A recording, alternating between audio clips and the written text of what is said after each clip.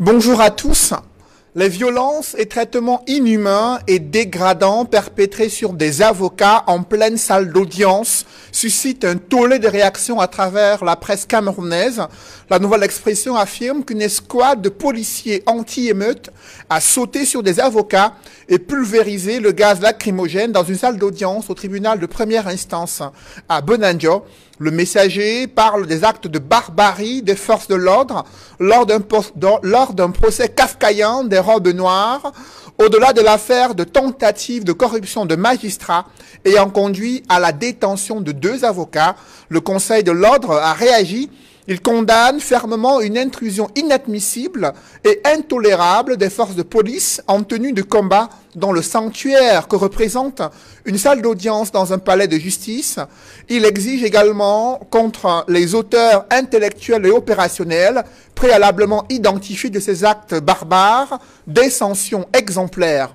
Dans ce climat sociopolitique tendu, toutes les demandes d'habeas corpus introduites par les avocats du MRC ont été rejetées. Ils sont plus d'une centaine des militants de cette formation politique qui ont été placés en détention provisoire, ainsi que Ndjomo Stéphanie Victoire, elle aussi mise en détention provisoire pour avoir raconté sa douleur après ce qu'elle a vécu dans le théâtre de la guerre dans les régions anglophones. Accusée de propagation de fausses nouvelles et de défaut de CNI, elle aurait été instrumentalisée, selon le ministre de la Communication, lors de son passage sur Equinox Télévision dans l'émission Parole de Femmes. L'ONG Mandela Center a réfuté les allégations du gouvernement, condamne l'arrestation d'une victime de guerre et confirme que cette dame, Stéphanie Ndjomo, a bel et bien perdu ses enfants en fuyant les affres de la guerre dans les régions du nord-ouest et du sud-ouest. Le gouvernement veut-il alors opprimer ceux qui sont meurtris dans leur chair en raison de cette guerre fratricide? Au-delà de condamner le meurtre des enfants à Kumba, que fait le Parlement camerounais? 12 sessions parlementaires se sont enchaînées, plus une session extraordinaire avec l'adoption d'un code de la décentralisation et l'annonce d'un statut spécial. Mais la situation d'insécurité s'aggrave dans les régions du nord-ouest et du sud-ouest. Pourquoi le gouvernement a-t-il choisi de renforcer la stratégie militaire là où l'opposition appelle à privilégier le dialogue et la négociation d'un cessez-le-feu? Au-delà des discours de fermeté contre les terroristes séparatistes tenus par les présidents du Sénat et de l'Assemblée nationale, qu'est-ce qui explique l'absence d'initiative parlementaire pour mettre fin à une guerre désastreuse pour l'économie et la République du Cameroun? Le Cameroun pourrait-il s'inspirer de l'exemple ivoirien? 2 semaines après sa réélection à la tête de son pays, Alassane Dramane Ouattara a rencontré son plus farouche opposant, Henri Konan Bédié. Objectif, décrisper l'atmosphère politique. Ensuite, le Premier ministre ivoirien, Ahmed Bakayoko, s'est entretenu avec des leaders politiques proches de Laurent Gbagbo, l'ancien chef de l'État de la Côte d'Ivoire, dont le passeport a été établi selon les autorités officielles. Les négociations et le dialogue politique entre opposants et tenants du pouvoir sont-ils des préoccupations majeures en Afrique francophone? Comment parvenir à ce dialogue politique pour engager des réformes consensuelles au Cameroun? Ces questions brûlantes d'actualité constituent le statut de droit de réponse. Mesdames, Messieurs, bienvenue dans cette émission où le choc des idées fait jaillir la lumière. Et pour cette nouvelle édition de droit de réponse, je reçois sur ce plateau Maître Simon-Serge Kakac. Bonjour. Bonjour Cédric Boufélé, bonjour à tous les copanélistes. Permettez-moi de saluer solennellement les nombreux téléspectateurs de Equinox Télévision et surtout tous les militants de l'Union de population du Cameroun.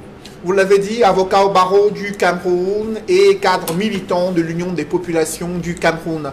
Sur le plateau de droit de réponse, un cadre militant du Front pour le salut national du Cameroun, Didier Yimkwa, bonjour.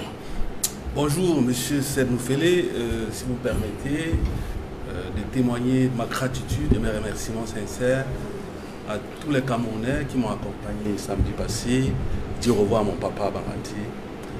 Je leur rends grâce ici et je demande au Seigneur, merci beaucoup de m'avoir invité à cette émission culte. Je précise que vous êtes cadre du FSNC, le parti d'Issatiro Mabakari, un parti de la majorité au Cameroun. Sur le plateau de droit de réponse, 2 autres cadres militants de formation politique qui comptent dans le pays. D'abord, Roger Justin Noah, bonjour. Bonjour, monsieur Selim Félé. Bonjour à mes co-panélistes. Je voudrais d'abord vous remercier pour cette invitation qui m'a permis de voyager finalement sur l'autoroute Douala-Yaoundé où nous avons mis 2 heures de temps. Vous saviez que l'autre jour, la télévision nationale camerounaise a publié les images de l'autoroute qui est finie. Et moi, j'ai eu l'occasion de prendre cette autoroute-là. Bravo comme très grande réalisation, n'est-ce pas, de ce régime de M. Paul Biya. Permettez-moi ensuite de saluer d'abord nos 13 camarades qui sont détenus depuis plus d'1 an aujourd'hui dans les prisons présidentielles de M. Paul Biya, notamment à Yaoundé, Mfou et Mbarmayo. Permettez-moi aussi de saluer tous les Camerounais qui ont été arrêtés dans le cadre des marches du 22 septembre, ici, octobre 2020, et qui se trouvent dans des prisons à Douala, Yaoundé, Nkonsamba et Bafoussam. Et permettez-moi enfin de saluer le président élu, son Excellence Maurice Kamto, qui aujourd'hui se trouve séquestré par le régime barbare et diabolique de M. Paul Biya pour avoir commis un seul crime, celui de gagner des élections présidentielles et de demander récemment aux Camerounais de prendre leur destin en main. Je vous en prie, les termes diaboliques pourraient être perçus comme des propos assez déplacés à l'encontre des personnalités de la République. Mais nous parlerons de ces conditions de détention des militants du MRC sur le plateau de droit de réponse. Et juste à côté de vous, c'est le Conseil juridique national du SDF. Maître Moustapha Ngwana, bonjour. Maître. Bonjour Cédric, bonjour à vos nombreux téléspectateurs. C'est un plaisir renouvelé de me retrouver sur votre plateau de télévision, surtout en cette période où les droits des uns et des autres sont piétinés, où les valeurs sacrées sont atteintes dans leur dignité et leur honneur. Donc je suis heureux d'être là. J'espère qu'avec la qualité des interventions que nous ferons, les uns et les autres pourront se faire une idée claire des différents sujets en débat. Je vous remercie. Sur le plateau de droit de réponse, c'est l'un des éditorialistes quotidiens La Nouvelle Expression, consultant ce droit de réponse, Edmond Kambia. Bonjour Edmond. Bonjour Cédric Noufélé, je salue également tous les co-panélistes. Je renouvelle mes salutations fraternelles ainsi que ma sincère affection à tous les téléspectateurs fidèles de cette émission. D'entrée de jeu avec vous, Maître Moustapha Ngwana, cette image de votre confrère brûlé au visage, victime de cette intervention musclée des forces de l'ordre dans une salle d'audience au tribunal de première instance à Bonandior. Cette scène où du gaz lacrymogène est pulvérisé en pleine salle d'audience, où vos confrères sont blessés. Comment vous l'avez vécu? C'est une situation des plus ubiesques, des plus abracadabrantesques.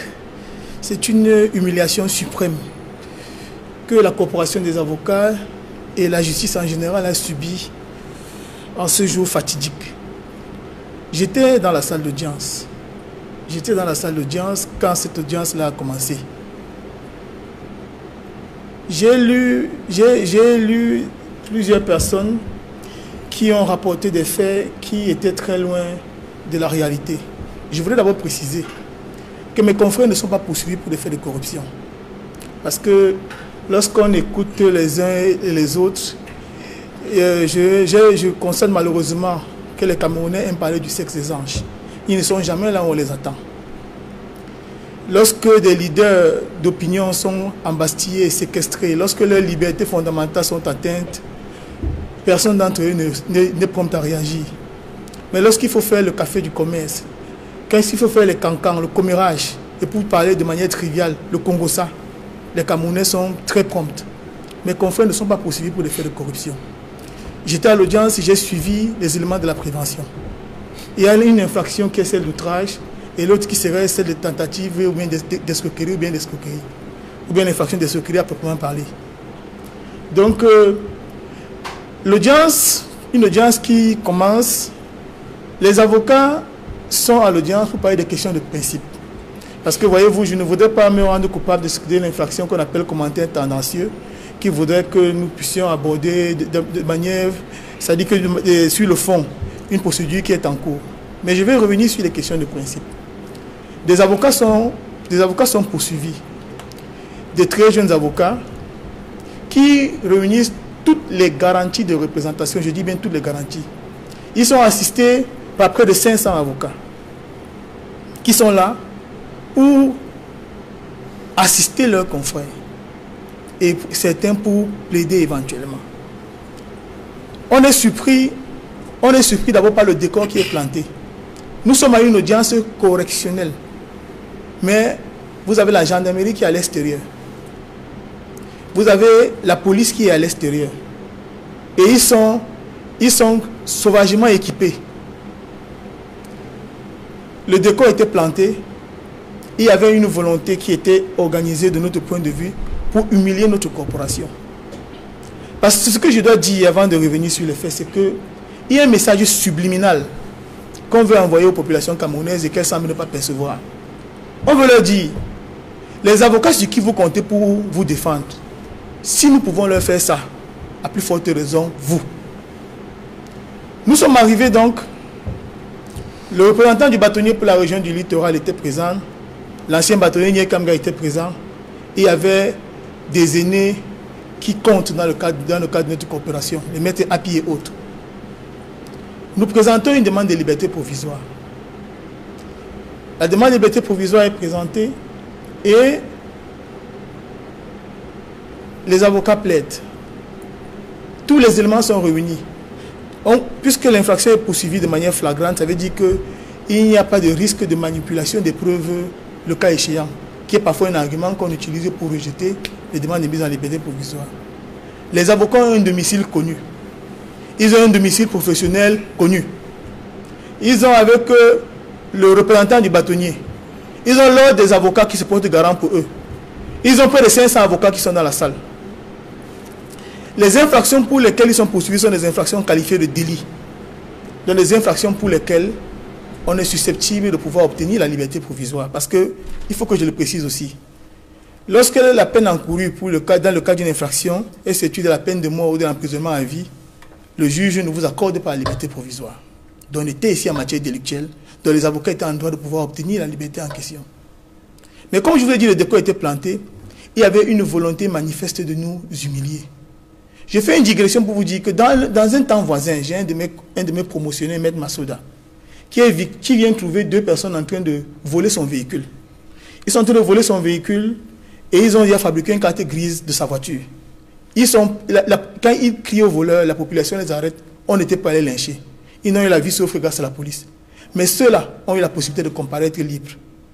Allez donc savoir, entre les personnes poursuivies pour outrage et les personnes poursuivies pour vol aggravé, qui sont ceux-là qui sont plus dangereux pour la société?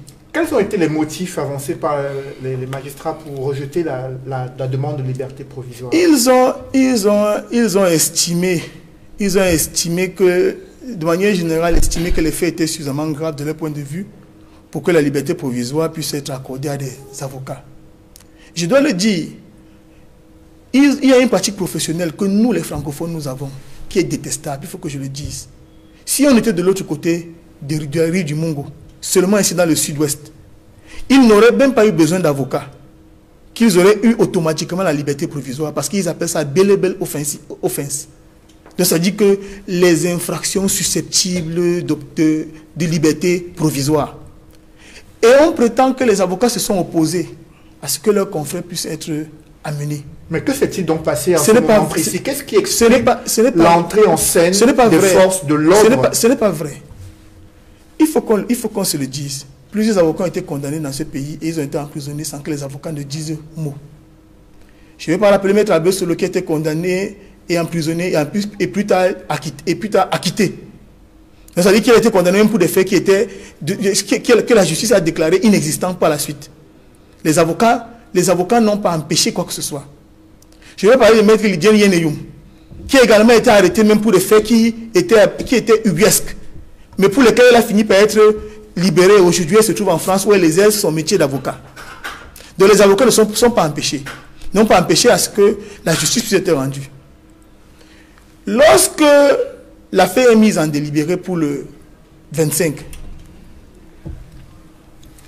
la grande majorité des personnes dans la salle, moi avec, les avocats estiment que c'est fort de café c'est fort de café que pour des faits aussi simples, entre gens de justice.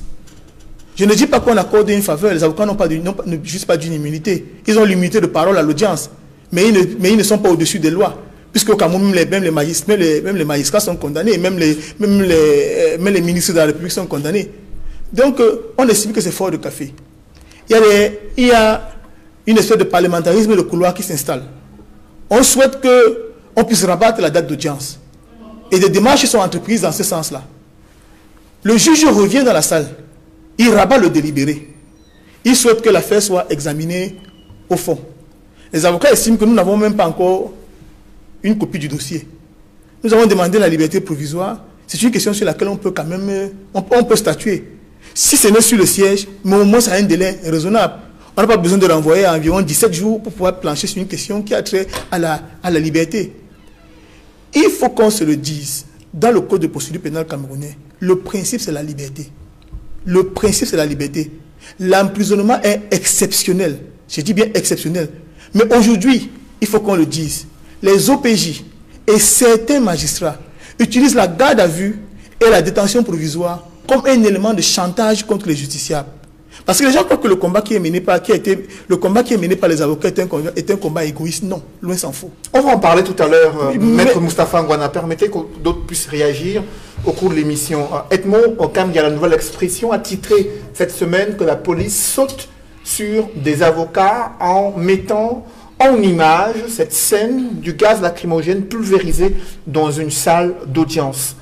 Comment réagissez-vous à ces événements, vous qui êtes éditorialiste et journaliste depuis une trentaine d'années, couvrant les audiences au Cameroun, les affaires judiciaires les plus retentissantes? Comment vous réagissez? Ma réaction est celle du quotidien La Nouvelle Expression, où on a vu la police et la gendarmerie sauter sur les avocats. Où? Au palais de justice, dans la salle d'audience, qui est l'équivalent pour les chrétiens qui vont à l'église ou au temple, dans les paroisses, l'équivalent du sanctuaire pour tous ceux qui travaillent dans le domaine de la loi, pour les magistrats et pour les auxiliaires de la justice, c'est-à-dire pour les avocats et tous ceux qui travaillent aux côtés des magistrats pour faire appliquer la loi. Je me pose la question de savoir comment est-ce possible qu'en 2020, au Cameroun, quelque part dans la région du littoral, et principalement dans la ville de Douala, or, l'ordre est donné. J'espère que le donneur d'ordre saura les conséquences de cet ordre qu'il a donné. L'ordre est donné aux policiers, aux gendarmes, de franchir le seuil du palais de justice, le tribunal de première instance, d'entrer dans la salle d'audience, qui n'était pas totalement achevée, où se trouvaient encore les avocats, où se trouvaient encore les magistrats, de tabasser les avocats, de lancer sur eux, parce que les images existent, on en a diffusé certaines d'entre elles, de lancer, de jeter sur ces avocats-là les gaz lacrymogènes qui ont blessé certains au visage, d'autres sur les jambes, ici et là, de transformer le palais de justice. Je n'ai pas un qualificatif. C'est un théâtre de guerre. Parce qu'en réalité, ça ressemblait à un théâtre de guerre. C'est du jamais vu. Même au plus fort des villes mortes au Cameroun, à Douala, les soldats, les policiers, les gendarmes ne sont pas entrés dans un palais de justice. J'ai dit au plus fort des moments d'effervescence, de lutte pour la liberté et la démocratie au Cameroun, on n'a pas vu ça. J'ai dit on n'a pas vu ça en 91, on n'a pas vu ça en 2008. Mais on voit ça en 2020, au moment où le Cameroun, l'État du Cameroun, le gouvernement, proclame partout qu'il est un État qui respecte les droits de l'homme, que nous sommes un État de droit. L'image que nous avons tous vue n'est pas l'image d'un pays qui respecte les droits de l'homme. Plus grave,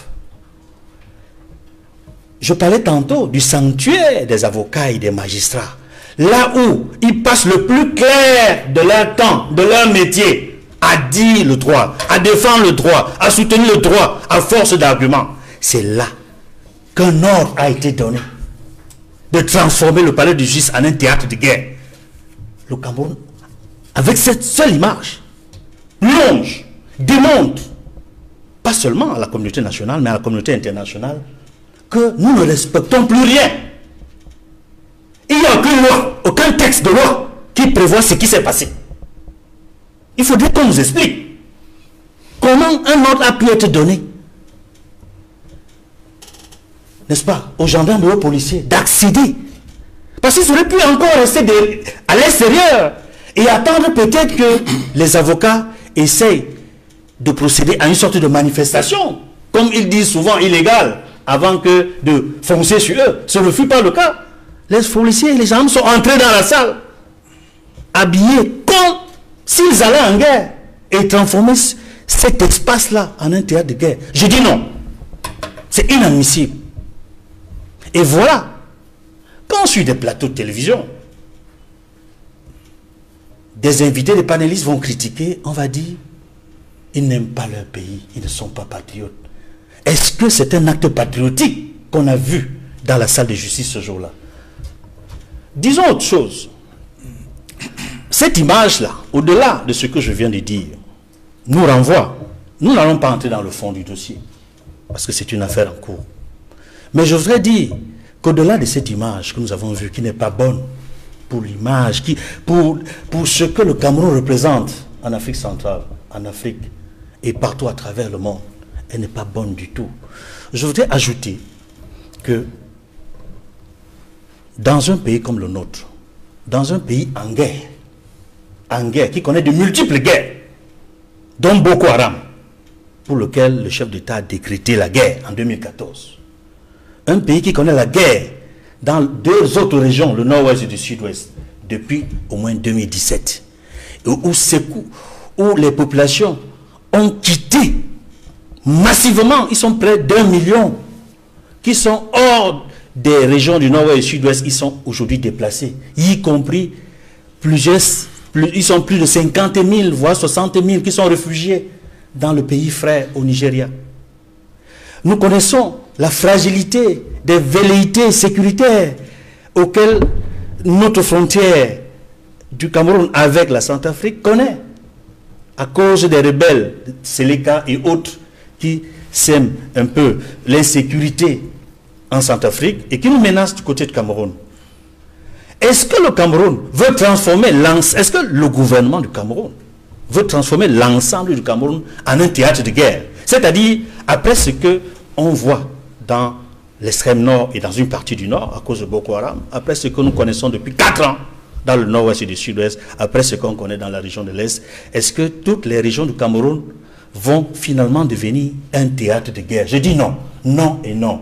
Après vous, Edmond Kamgia, Maître Simon-Serge Kakak, l'intervention des forces de l'ordre dans une salle d'audience serait liée, selon certains observateurs, à l'attitude des avocats qui ont empêché ou qui manifestaient déjà en pleine salle d'audience contre la décision des juges prise à l'encontre de leurs confrères. Fallait-il en arriver à ce bras de fer avec intervention de la police et de la gendarmerie? C'est dire que ce que je veux vous dire de manière péremptoire, j'ai suivi mon confrère Moustapha sur la question, je viens de suivre Edmond Kamgia, mais ce que je veux vous dire, c'est que lorsqu'on parle des droits de l'homme et des libertés fondamentales dans un pays, le principal garant s'appelle l'avocat. C'est le rôle de l'avocat. Lorsqu'on vous parle d'un procès pénal, beaucoup de gens ne le savent pas. Le procès pénal, d'une manière générale, tend vers la conciliation entre deux choses. D'un côté, la manifestation de la vérité, et de l'autre, le respect des libertés fondamentales de ceux qui sont poursuivis. Et le principal garant de cette liberté fondamentale dans un procès pénal, c'est l'avocat. Troisième chose, lorsqu'on parle de l'avocat, son terrain de travail de prédilection, ou bien par excellence, s'appelle le palais de justice. Donc le palais de justice est ce que la salle de classe est pour l'enseignant, est ce que la cathédrale est pour l'évêque ou le prêtre. Pour aucune raison au monde, on ne peut admettre que les forces de l'ordre viennent violenter l'avocat dans son enceinte de travail, quelles que soient les raisons. Donc, c'est-à-dire, de mon point de vue, quel que soit ce qui s'est passé, nous ne sommes pas là pour parler du fond de l'affaire. C'est un procès en cours. Moi, avocat, je ne peux pas venir, encore que je ne connais pas les faits en profondeur. Mais la vérité, c'est que un avocat, dans l'exercice de ses fonctions, ne peut pas être violenté dans l'enceinte du palais de justice, quelles que soient les raisons. Et sur ce point, je rejoins entièrement Edmond qui disait tout à l'heure, qui se demandait tout à l'heure, qui a commandité l'intervention des forces de l'ordre. Parce que justement, lorsque j'ai appris cela, je me suis dit intérieurement et personnellement que cela ne peut pas se faire. Parce que je connais quand même les dirigeants de la justice, les dirigeants de la magistrature à Douala, c'est des magistrats chevronnés qui ont fait leurs preuves et qui savent ce que c'est que l'avocat dans l'exercice de ses fonctions. Donc, quel que soit le malentendu qu'il y a eu entre les avocats et le juge, j'ai la conviction qu'un magistrat sérieux ne pouvait pas. Vous êtes trop gentil. Vous êtes trop gentil. Non, s'il vous plaît, s'il vous plaît, s'il vous plaît. Vous êtes trop gentil. Je vous en prie, Maître Moustapha. S'il vous plaît. Maître Simon Sèche Kakaka, la parole. Je dis ceci, il y a eu un malentendu certainement, mais qui est d'ordre professionnel. C'est normal. Parce qu'en réalité, face à ces magistrats qui sont chargés de rendre des décisions, c'est les avocats qui sont là pour développer les plaidoiries, pour aider la justice à se rendre dans les règles de l'art. Donc, quel que soit le malentendu qu'il peut y avoir entre un magistrat et les avocats, je ne vois pas pour quelle raison le magistrat peut demander l'intervention d'une force de l'ordre pour venir violenter l'avocat dans la salle d'audience. Je dis, pour moi, c'est pour nous humilier, pour nous humilier. À quoi on voit cette image, cette image de vos confrères qui ont été grièvement blessés à la suite de l'intervention des forces de l'ordre.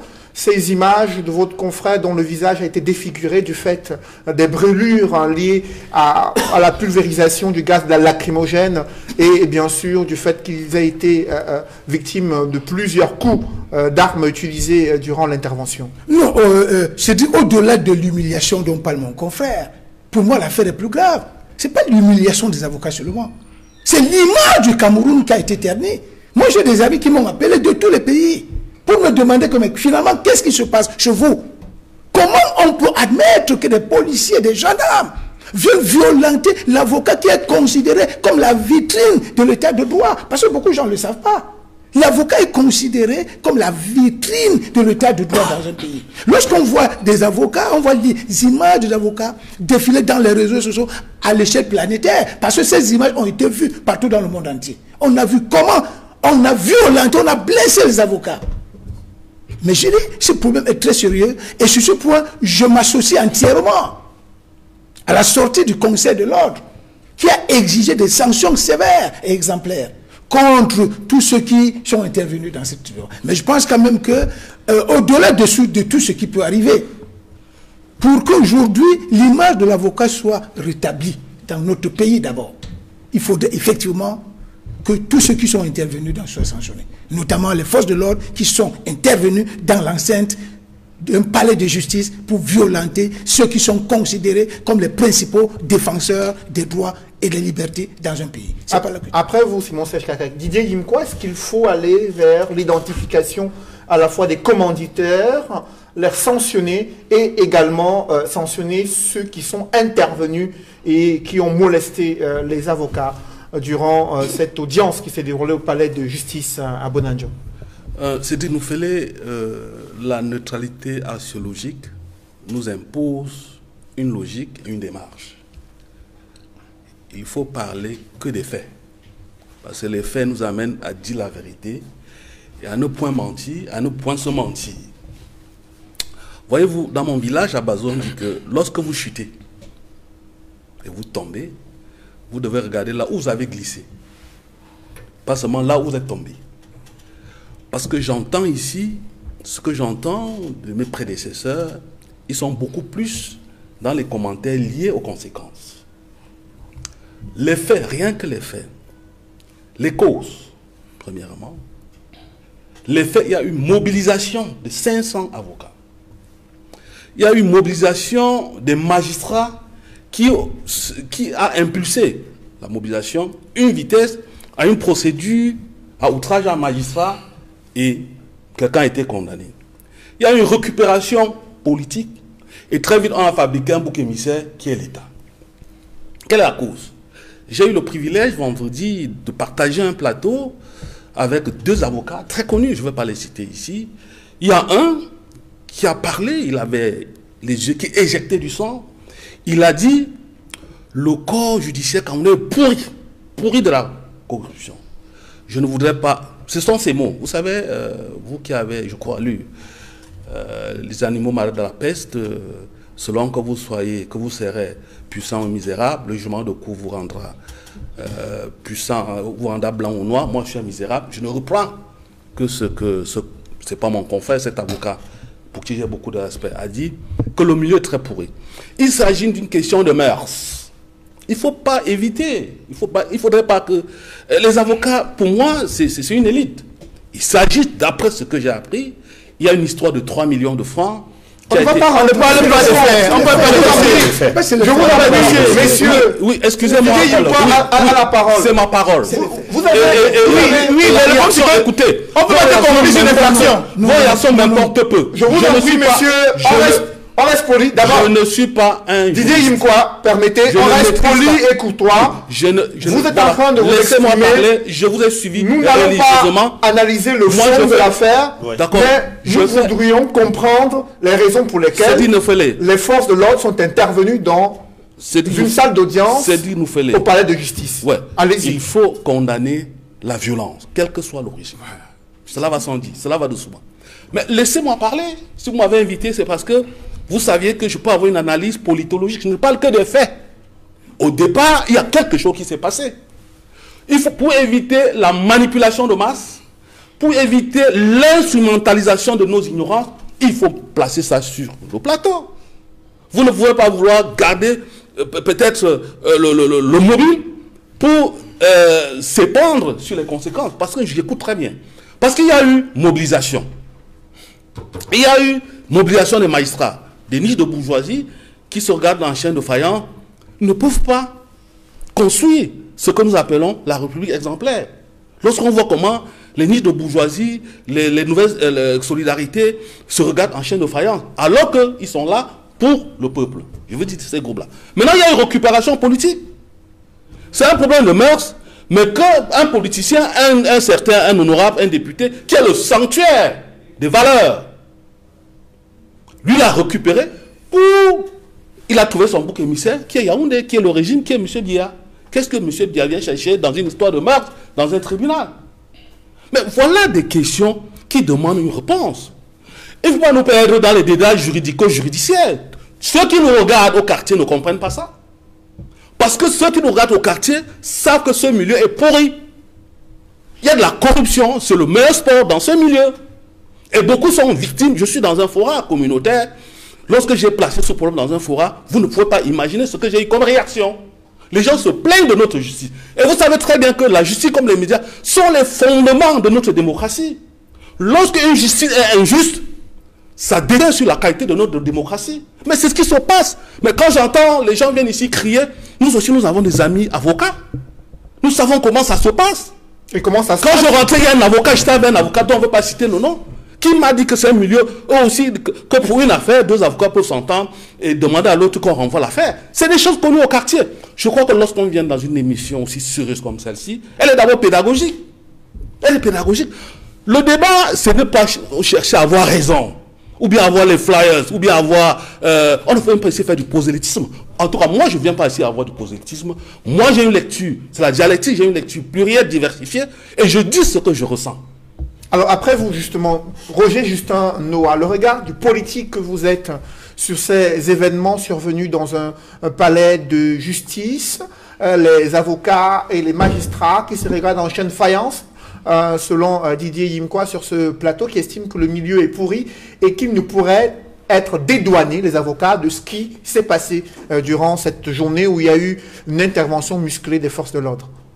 Bien, merci pour votre question. Je voulais dire qu'au-delà, n'est-ce pas, de tout ce que les uns et les autres ont dit, le vrai questionnement, c'est de savoir si nous sommes encore réellement dans un état de droit. Et c'est pourquoi je suis allé fouiller une définition qui fait autorité, celle des Nations Unies, sur ce que c'est que l'état de droit. Permettez-moi de vous lire cela.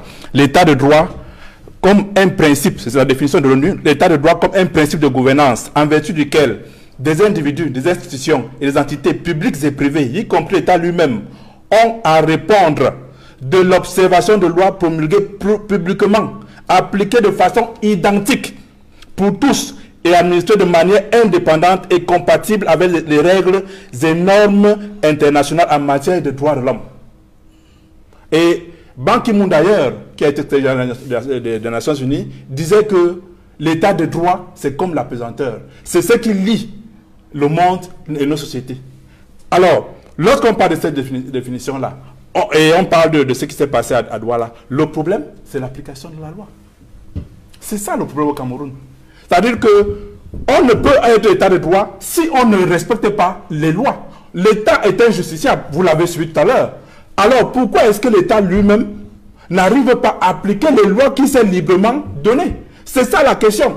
Là, il y a eu une réforme judiciaire qui aboutit à la révision du code pénal et la publication du code de procédure pénale. Est-ce que ces deux lois-là sont respectées? Et je prends seulement un exemple pour le premier cas, le code pénal. Vous savez qu'en janvier 2019, le président d'un tribunal, le président du tribunal de première instance de Yaoundé, a condamné nos camarades à 12 mois de prison pour attroupement. Or, j'invite vos téléspectateurs à aller regarder, fouiller dans le code pénal. Cette infraction-là est condamnée d'un maximum de 6 mois. Est-ce que ce juge qui est censé protéger la loi a dit le droit? Non. Alors, le code de procédure pénale, Maître l'a dit tout à l'heure, le principe, c'est la liberté. La détention, c'est l'exception. Mais au jour d'aujourd'hui, dans la pratique, ça c'est la théorie. Dans la pratique, la détention est la règle, la liberté, l'exception. Voilà tout le problème. En fait, les avocats ne demandaient pas que leurs confrères jouissent d'un certain favoritisme. Non, ils demandaient tout simplement que la loi soit appliquée. C'est-à-dire que quand vous avez toutes les garanties de représentation, vous avez un domicile connu, la loi a prévu que vous pouvez comparaître libre. Voilà toute la question. Pourquoi est-ce que ces avocats qui ont apporté toutes les garanties de représentation n'ont pas eu la liberté provisoire, comme le prévoit une loi adoptée et promulguée par le chef d'État, même comme il disparaît là? Voilà la véritable question. Ça veut dire, regarde, je donne un autre exemple. Vous saviez que nos lois disent qu'avant d'expulser les gens dans le cadre des indemnisations, d'exproprier, voilà, il faut d'abord payer les indemnisations. Mais au jour d'aujourd'hui, on vous exproprie d'abord, on vous expulse même, mais on paye les indemnisations peut-être quand ceux qui devraient même les recevoir sont déjà morts. Est-ce qu'on est en train d'appliquer les lois du pays? Tout le monde sait par exemple que le titre foncier est sacré. Un terrain ne peut avoir qu'un seul titre foncier. Mais au Cameroun, on voit des terrains qui ont 2, 3 titres fonciers et tous sont émis par les services cadastres. Est-ce qu'on applique la loi? Ça veut dire quoi? Ça veut dire que le Cameroun n'est plus un état de droit. Le Cameroun, c'est un état d'injustice.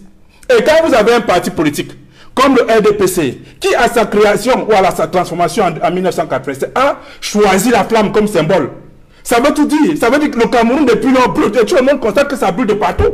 Le régime de la flamme. Mais la flamme aussi peut être synonyme d'espoir non, pas dans et de vitalité aussi pour le Cameroun. Non, en ce qui concerne le Cameroun, chacun peut constater que ça brûle partout. Voilà, le tribunal de première instance de Bonanjo, ça a brûlé. Partout ça brûle. Les ministères brûlent parce qu'on veut cacher tous les migrants qu'on fait, on veut l'argent de l'État. Ça brûle. La CATV qui va, n'est-ce pas, prendre une image d'une autoroute au Maroc pour venir nous dire que c'est celle de Yaoundé qui est terminée. Ça brûle au Cameroun. Grâce à qui? Grâce au régime de la flamme. Justement, on ne parlera pas du RDPC sur ce plateau qui a décidé d'être absent des plateaux sur Equinox Télévision. Alors, avec vous, Maître Moustapha Ngwana, les conséquences de ces actes à l'encontre des avocats victimes d'une violente répression dans un pays du système, les conséquences, on a une position prise par le Conseil de l'ordre. Êtes-vous d'accord avec l'enquête qui va être menée auprès des deux parties pour en savoir davantage sur les mobiles de cette affaire et également la condamnation affichée par le Conseil de l'ordre concernant l'intimidation et les autres actes de répression à l'encontre de vos confrères? Je suis avocat et je conserve ma liberté de penser. Je suis sur plusieurs forums avec mes confrères, des forums d'idiots confrères. Je n'en ai pas vu qui ait salué la réaction tiède du Conseil de l'ordre. J'estime que le Conseil de l'ordre a eu une réaction tiède. Et j'estime vraiment qu'elle a pris trop de temps pour réagir pour une question aussi fondamentale qui porte atteinte à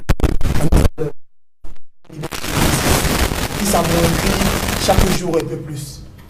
C'est vrai, on va avancer quelques arguments. On m'a laissé entendre qu'il fallait absolument qu'on termine d'abord avec les obsèques de M. le bâtonnier, qui sera enterré certainement dans 2 semaines. Mais je veux dire que l'enterrement du M. le bâtonnier ne doit pas entraîner également l'enterrement de la corporation. Il faut que les gens le sachent. Je suis de ceux qui pensent que la réaction du Conseil de l'ordre a été une réaction non seulement tardive, mais on ne peut plus tiède. J'en ai assez de ces condamnations au bout des lèvres qui sont faites chaque fois que les avocats subissent des exactions dans les unités de police. Il faudrait que de véritables actions soient menées et que le Conseil de l'ordre et les avocats dans leur entièreté prennent sur eux de défendre les droits qui sont les leurs. Quand vous parlez de conséquences, je dis qu'il y avait une volonté d'humiliation. Parce qu'avant l'audience, comme je vous l'ai dit, l'escouade qui était à l'extérieur ne s'expliquait pas. Vous vous imaginez que les avocats qui sont en robe, qui n'ont aucun instrument menaçant, qui ne manifestent aucune témibilité, peuvent venir s'opposer à ce qu'on puisse amener leurs confrères. Il faut quand même que quand les gens font les déclarations, que les déclarations soient quand même raisonnables. Nous avons perdu plusieurs confrères qui ont été condamnés sans que les avocats ne condamnent même. C'est-à-dire que même lorsque les faits n'étaient pas avérés, puisque plus tard ils ont été libérés. Quand vous parlez de conséquences, je l'ai dit ici, on veut envoyer un message subliminal aux Camerounais. On veut leur dire que si nous pouvons nous attaquer à ceux-là qui sont censés vous défendre, à plus forte raison, vous. Ce qui me navre davantage dans cette situation, c'est que plusieurs de ceux qui prennent ces décisions reprochables, demain, ils viendront frapper aux portes de notre corporation. Ils deviendront avocats demain. Vous comprenez? Je n'ai rien contre. Ils sont nombreux parmi les magistrats les plus gradés qui sont aujourd'hui avocats. Ouais. Le président du Conseil constitutionnel au Cameroun, c'est un avocat. Quand il a été 25 ans à la tête de la chambre administrative de la Cour suprême, il est devenu avocat. François-Xavier Mbouyom, qui était procureur général de la Cour suprême, il est avocat. Je ne vais pas citer les Kitio et autres qui sont les promotionnels du président de la Cour suprême. Ils sont aujourd'hui avocats. Ils étaient les magistrats. Donc en réalité, moi je me pose cette façon, c'est une absurdité que je ne peux pas m'expliquer. Vous avez une profession que vers laquelle les premiers d'entre vous lognent. Mais on s'arrange à réduire de manière drastique le cadre des exercices professionnels. Il faut que les gens le sachent. Les rapports entre magistrats et avocats sont inutilement conflictuels. Nous ne sommes pas les ennemis des magistrats et il faut que les uns et les autres le comprennent. Lorsque vous vous attaquez à la coopération d'avocats, si vous voulez avoir une justice forte, il faut que le barreau soit également fort. En réalité, lorsqu'on le fait, on porte atteinte à la dignité de l'avocat, mais on porte également atteinte à la dignité même de l'exercice de la justice dans son intégralité. Lorsqu'on me dit qu'il y a les hauts magistrats dans la cour d'appel du littoral, je ne fais pas de la docimologie, parce qu'il y a la science de la notation. Mais je vais vous dire, la cour d'appel du littoral, le ressort de la cour d'appel du littoral est l'une des pires de la République. Je le dis, je disais ça doit là. Il est difficile aujourd'hui, monsieur Kakak, je pèse mes mots et je les assume. Je ne suis pas dans, je ne fais pas le combine. Je vais vous dire, est-ce que vous vous rendez compte qu'aujourd'hui, pour obtenir la liberté provisoire dans les juridictions, c'est presque, il semble qu'il y a une chape de plomb. Les magistrats n'accordent quasiment plus la liberté provisoire dans tout le ressort de la cour d'appel du littoral. Comment cela peut s'expliquer? Est-ce que vous vous rendez compte que même les décisions de défense et exécution, une ligne, j'ai dit 2 lignes, on dit je rejette les défenses et exécutions. Parfois 4 années après, les décisions ne sont pas rédigées. Et on veut venir sur un plateau de télévision, nous faire croire qu'il y a des hauts magistrats qui ont fait ci, qui ont fait ça. Notre justice est malade. Et c'est une maladie qui est voulue. Et je vais vous dire une chose. Quand on dit qu'on se plaît la qualité de la justice, un avocat n'a jamais rendu une décision de justice. Parce qu'on a tendance à vouloir tirer les avocats. Un avocat n'a jamais rendu une décision de justice. Mais les avocats sont accusés de participer à ce réseau de corruption dans la justice les avocats sont les accusés au Cameroun. Excusez-moi, je vais vous le dire. Si les avocats peuvent être accusés de tous les maux, soit. Mais ce qui va transpirer en définitive, qui va rétablir l'équilibre entre le fort et le faible, c'est la loi. C'est la décision qui sera rendue. Et c'est les magistrats qui rendent la décision. Si nous sommes incompétents, comme certains veulent le prétendre, si nous sommes tordus comme les autres veulent le prétendre, il leur appartient de redresser et de dire le droit. Je vous le dis, au Cameroun, vous êtes incapable de délivrer un certificat de coutume. C'est quoi le certificat de coutume? C'est la position du droit national que vous donnez à un étranger. Parce qu'au Cameroun, la jurisprudence est diffuse. Sur une question de droit, vous avez parfois 3 décisions rendues le même jour. 3 décisions différentes. Je donne un exemple. Relativement à la transhumance politique, la question de la transhumance politique lors du contentieux des élections, la Cour d'appel, le tribunal de la région du littoral a rendu 2 décisions contradictoires. Elle a rejeté le dossier à Douala Premier, mais elle a admis à Mombo. Oui. À Ngouloumakon dans le sud, le juge a dit qu'il fallait plutôt remplacer les candidats qui venaient de notre parti politique. C'est la même question. Donc nous n'avons pas de jurisprudence. Et si on n'a pas de jurisprudence, c'est pas... Et aujourd'hui, il y a un document qu'on publie autrefois qu'on appelle le bulletin des arrêts de la Cour suprême. Ce document est publié. Et je peux vous dire qu'une des raisons, c'est que il n'y a pas de cohérence dans notre jurisprudence. Aujourd'hui, à midi, on a une décision sur une question de droit. À 13h, on a une décision exactement contraire. On ne peut pas compiler ces mettre dans le même document. Ça friserait le ridicule. Donc aujourd'hui, lorsqu'on parle de conséquences, lorsqu'on veut parler de causes, il faut qu'on comprenne. Chacun d'entre nous doit jouer sa partition. Nous ne sommes pas dans une relation conflictuelle, ou bien nous ne voulons pas qu'il y ait le conflit permanent. Nous serons tous la même dame, Thémis, la déesse de la justice. Ouais. Nous sommes au service de la justice. Les bons magistrats aiment les avocats. Mais malheureusement, il y en a qui souhaiteraient, qui disent à mon client que c'est moi qui rends la décision. Qui laissent croire qu'on n'a pas besoin d'avoir un avocat. Mais les bons magistrats, fort heureusement, il en existe. Soit qu'il y ait des avocats et de bons avocats, pour que le débat soit élevé, ou pour que la qualité de la justice qui va être rendue soit, ça veut dire que ressemble à de la justice. Parce que tu me dis, justice must not only be done, it must be seen to be done. La justice ne doit pas seulement être rendue, mais on doit avoir le sentiment qu'elle a été rendue. Donc les problèmes que nous connaissons aujourd'hui, les populations camerounaises doivent savoir que ce n'est pas forcément à nous qu'on parle. Parce que nous étions 500 dans la salle. Parce que nous sommes solidaires quand il faut défendre les libertés, au moins des nôtres. Mais il faut que les uns et les autres sachent que c'est à eux qu'on adresse le message. Et il n'est pas normal que nous continuions d'être amorphes chaque fois que nos intérêts supérieurs sont marginalisés.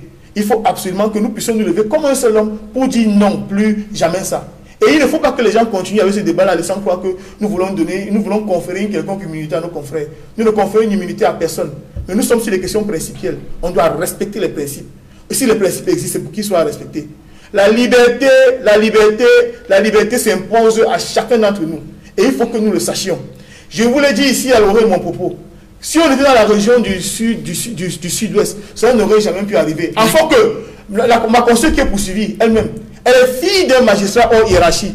Je ne dis pas que cela lui confère une quelconque immunité. Mais je vous le dis sur toutes les latitudes, sur tous les cieux, sur toutes les longitudes.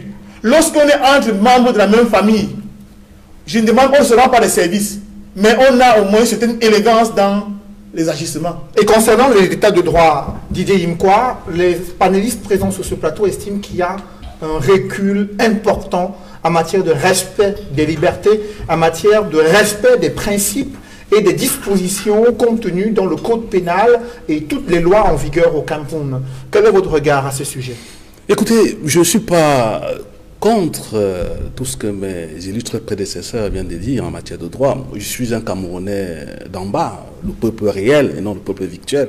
Je voulais dire à mon ami secrétaire général du MSC que la responsabilité généralisée et générale qui est son fonds de commerce, je vous en prie. Vous êtes secrétaire général adjoint, voilà, il en fait la responsabilité générale et généralisée, son fonds de commerce, élu de la responsabilité individuelle. Parce que c'est les acteurs qui font une société. Parce que ce discours que j'entends, les gens font des grands discours. Maître Ngwana est un conseiller municipal. Il est très proche de nous. Il est de Douala 5 comme moi. Il sait pertinemment ce que pense le peuple, la population, des questions judiciaires. Il est conscient qu'il y a des familles déchirées aujourd'hui à cause des décisions de justice dont ils sont à la base. C'est vous qui êtes à la base. Il sait très bien que Pardon, à Douala, on vend des terrains 2, 3, 4, 5 fois. À la base, ce sont les avocats. Dans le milieu judiciaire, vous avez les avocats, vous avez les magistrats, vous avez les notaires, vous avez les huissiers. Mais, écoutez, le peuple est plus proche de qui parmi tous ces gens-là? C'est l'avocat. Donc, quand vous parlez d'un avocat aujourd'hui, un Camerounais, il est un peu frileux, il a peur. Parce qu'il sait ce qu'il attend avant. Les problèmes de droit, oui. Nous, au FSNC, nous avons dit qu'il fallait la réforme, par exemple, des questions de liberté et de droits de l'homme. Nous sommes contre, par exemple, qu'un sous-préfet se lève un matin comme ça, là, pour des raisons, on ne sait pas, interdit qu'il y ait des manifestations publiques.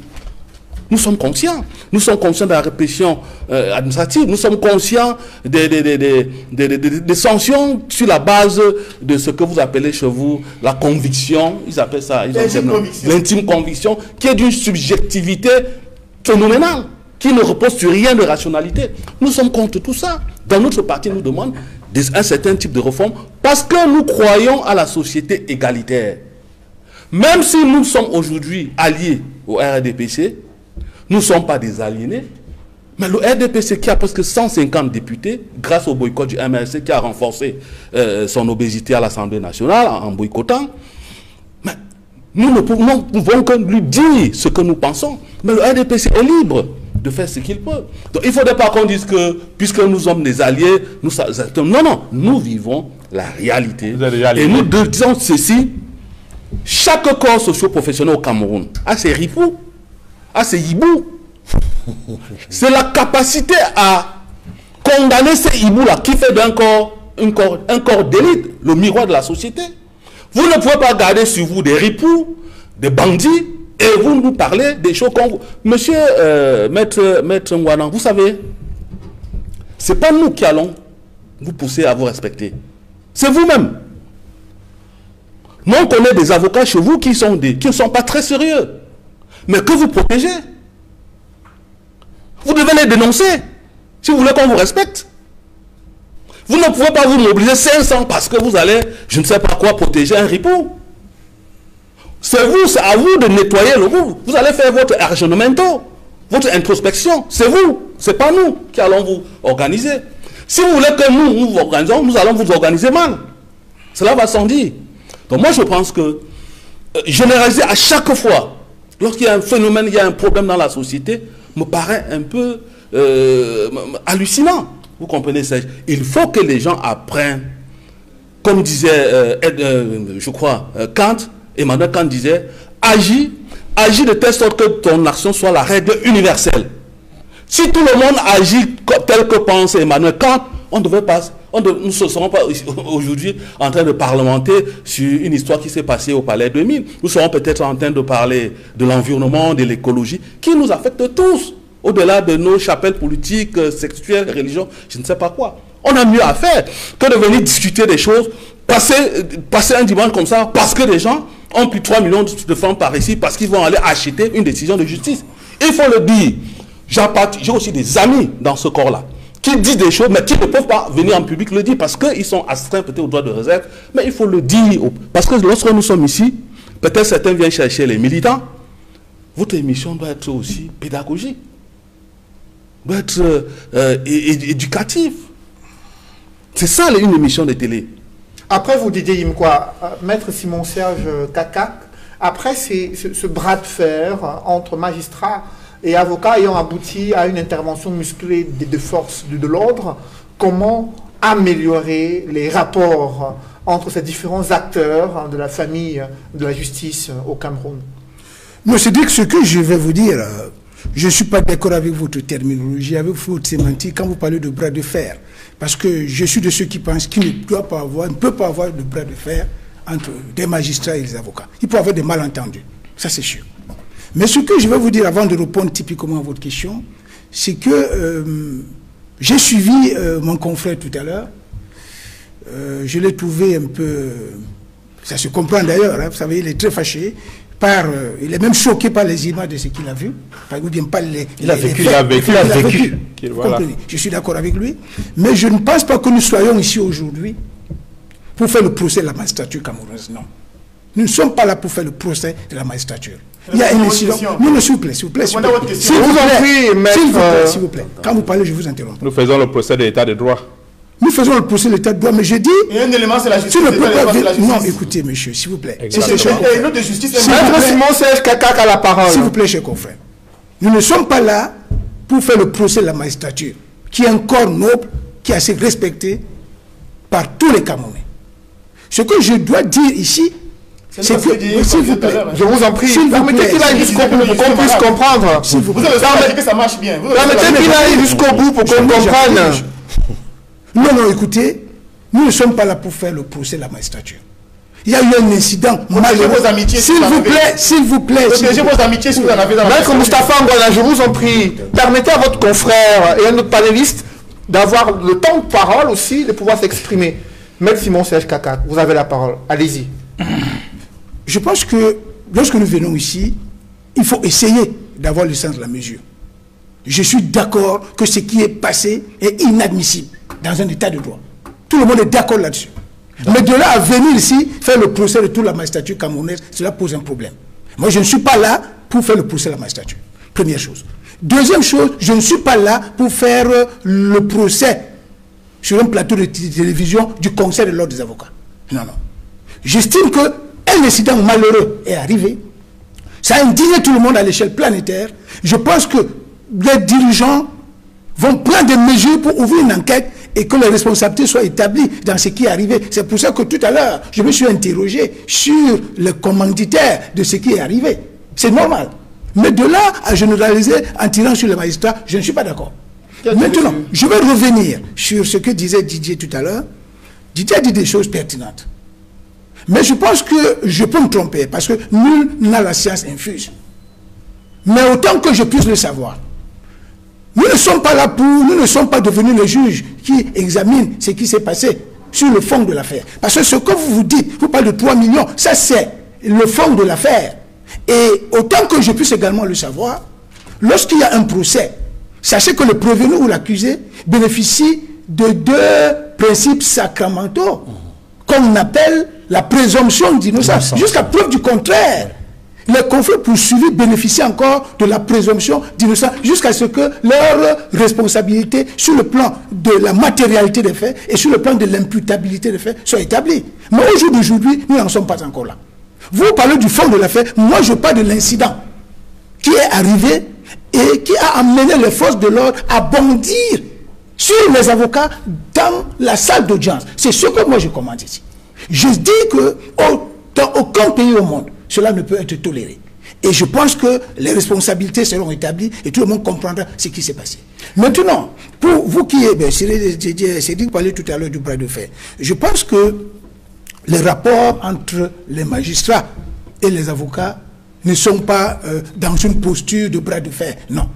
Tout le monde sait que dans un pays normal, une décision de justice ne peut pas être rendue dans les règles de l'art sans la contribution des avocats. Même les magistrats eux-mêmes le savent. Lorsqu'une décision de justice est mal rendue ou bien ne reflète pas la réalité sur le plan du droit et sur le plan des faits, cela peut être le fait du magistrat, mais cela peut également être le fait des avocats. C'est pour ça que moi je pense qu'aujourd'hui, pour qu'on normalise notre état de droit, il faut que les avocats soient sérieux, il faut que les magistrats soient sérieux et qu'on soit capable d'asseoir une collaboration professionnelle qui va faire que désormais les mauvaises décisions seront de moins en moins rendues dans nos juridictions. Mais c'est la tâche qui incombe, je dis bien, aux magistrats et aux avocats et même aux greffiers, parce que quand nous parlons ici, on a tendance à oublier ce maillon de la chaîne judiciaire qu'on appelle le greffier, parce qu'aucune audience ne peut se tenir sans le greffier. Beaucoup de gens ne le savent pas. Parce que quand il y a une audience, on attend la contribution de l'avocat. Il est là pour aider le juge à dire le droit en respectant les canons de l'équité et les canons de la justice. Mais il y a le greffier qui est là, qui peut mal prendre les notes. Le greffier peut mal prendre les notes, ça entraîne une erreur de justice. Donc pour moi, tous les acteurs de l'appareil judiciaire doivent travailler de manière sereine, de manière conviviale, pour que de moins en moins nous ayons de mauvaises décisions dans nos juridictions. Et cette justice fait face à une affaire qui suscite l'intérêt des Camerounais et de la communauté internationale. Roger Justin Noas, la situation du professeur Maurice Kamto, président du MRC, qui a toujours une escouade de gendarmes et de police devant sa résidence. Ensuite, il y a vos camarades de votre parti politique qui ont été placés sous mandat de détention provisoire. Vous avez introduit à travers vos avocats des demandes d'habeas corpus. Comment évolue la situation judiciaire et juridique de vos camarades militants du MRC et la situation du professeur Maurice Kamto? Oui, ça donne l'occasion de dire qu'en réalité, nous sommes ici pour faire le procès de l'état de droit. Et tout à l'heure, je vous ai démontré qu'au Cameroun, on n'avait plus un état de droit, mais c'est plutôt un état de chaos, un état d'injustice. Et les injustices, le MSC en a subi et continue à subir. Vous saviez qu'on a arrêté certains camarades chez eux et pour ensuite les accuser d'attroupement. Je ne sais pas si, lorsque vous êtes avec votre épouse, vos enfants à la maison, c'est un attroupement. Mais au Cameroun, il semble que c'est un attroupement. Et c'est une grosse aberration. Nous avons un leader politique qui a gagné l'élection et qui a demandé dans ce pays qu'on lui demande qu'il n'a pas gagné ces élections-là en acceptant un recomptage de voix. On a vu aux États-Unis, dans ces 13 ans, on a fait le recomptage de voix. Mais au Cameroun, on n'accepte pas. Mais on veut démontrer au président élu Maurice Kamto qu'il n'a pas gagné l'élection. Et par conséquent, depuis lors, la loi est utilisée pour opprimer et réprimer les militants du mouvement pour l'instant du Cameroun. À tel point que ce parti ne peut plus organiser la moindre réunion sans que ce soit une escouade de gendarmes, de policiers, lourdement armés comme s'ils allaient à Afghanistan, qui s'y rendent. Récemment, je pense que c'était le jeudi 24, lorsque le président a appelé à une journée de deuil national. Il vous souvient que les gendarmes et policiers ont pris d'assaut le siège national à Yaoundé, ont demandé aux dames qui étaient là de sortir de libérer le siège. C'est un domicile privé. Ça a été le cas aussi à Douala ici. Mais depuis un peu plus de 40 jours aujourd'hui, le président Maurice Kamto est séquestré avec toute sa famille chez lui, sans qu'il n'y ait eu, comme certains veulent nous le faire croire, que nous sommes dans un état de droit, un acte ni judiciaire ni administratif le plaçant en détention, en résidence surveillée. Mais le fait qu'il n'est plus libre d'aller et de venir. Et lorsque, utilisant les moyens modernes de communication, il donne une interview à France 24 pour exprimer cet état d'arbitraire, tout de suite, on renforce, n'est-ce pas, l'assaut à son domicile. Est-ce que cela est normal? Nos camarades aujourd'hui, dans les commissariats, ont subi les pires tortures. Imaginez, dans le cas du commissariat de central numéro 1 à Yaoundé, que des Camerounais sont entassés, des hommes et des femmes dans une seule cellule. Les uns et les autres font leurs besoins au vu et au su des autres. Et la porte est fermée, il n'y a pas d'ouverture. Imaginez que ces gens-là respirent ces odeurs pestilentielles durant des jours. Beaucoup sont malades. Et on a un qui, au sortir, les odeurs présidentielles. Pestilentielles. C'est ce que j'ai dit. Alors, il veut me troubler. Il y en a un qui est sorti et qui a fait l'AVC. Est-ce que c'est admissible? Aujourd'hui, le CED est devenu le temple de la torture. Or, chacun sait que le Cameroun a signé la convention contre la torture. Pourquoi est-ce qu'on continue aujourd'hui à torturer les Camerounais pour leur opinion politique? Je voudrais dire que M. Zambo Pascal, coordonnateur national chargé du mouvement d'inspection du MSC, a été arrêté à Douala et déporté à Yaoundé. C'est en application de quelle loi? Non, comme vous dites, c'est en application de quelle loi? Ça fait que nous autres, nous sommes presque de justice sans avoir rien fait. Le maître parlait de la présomption d'innocence. Aujourd'hui, pour nous, c'est la présomption de culpabilité. C'est-à-dire, on t'arrête d'abord et on cherche les chefs d'accusation parce qu'il faut qu'on demande que tu es coupable. Oui, il y a un attroupement chez toi, avec tes enfants et toi. C'est un attroupement.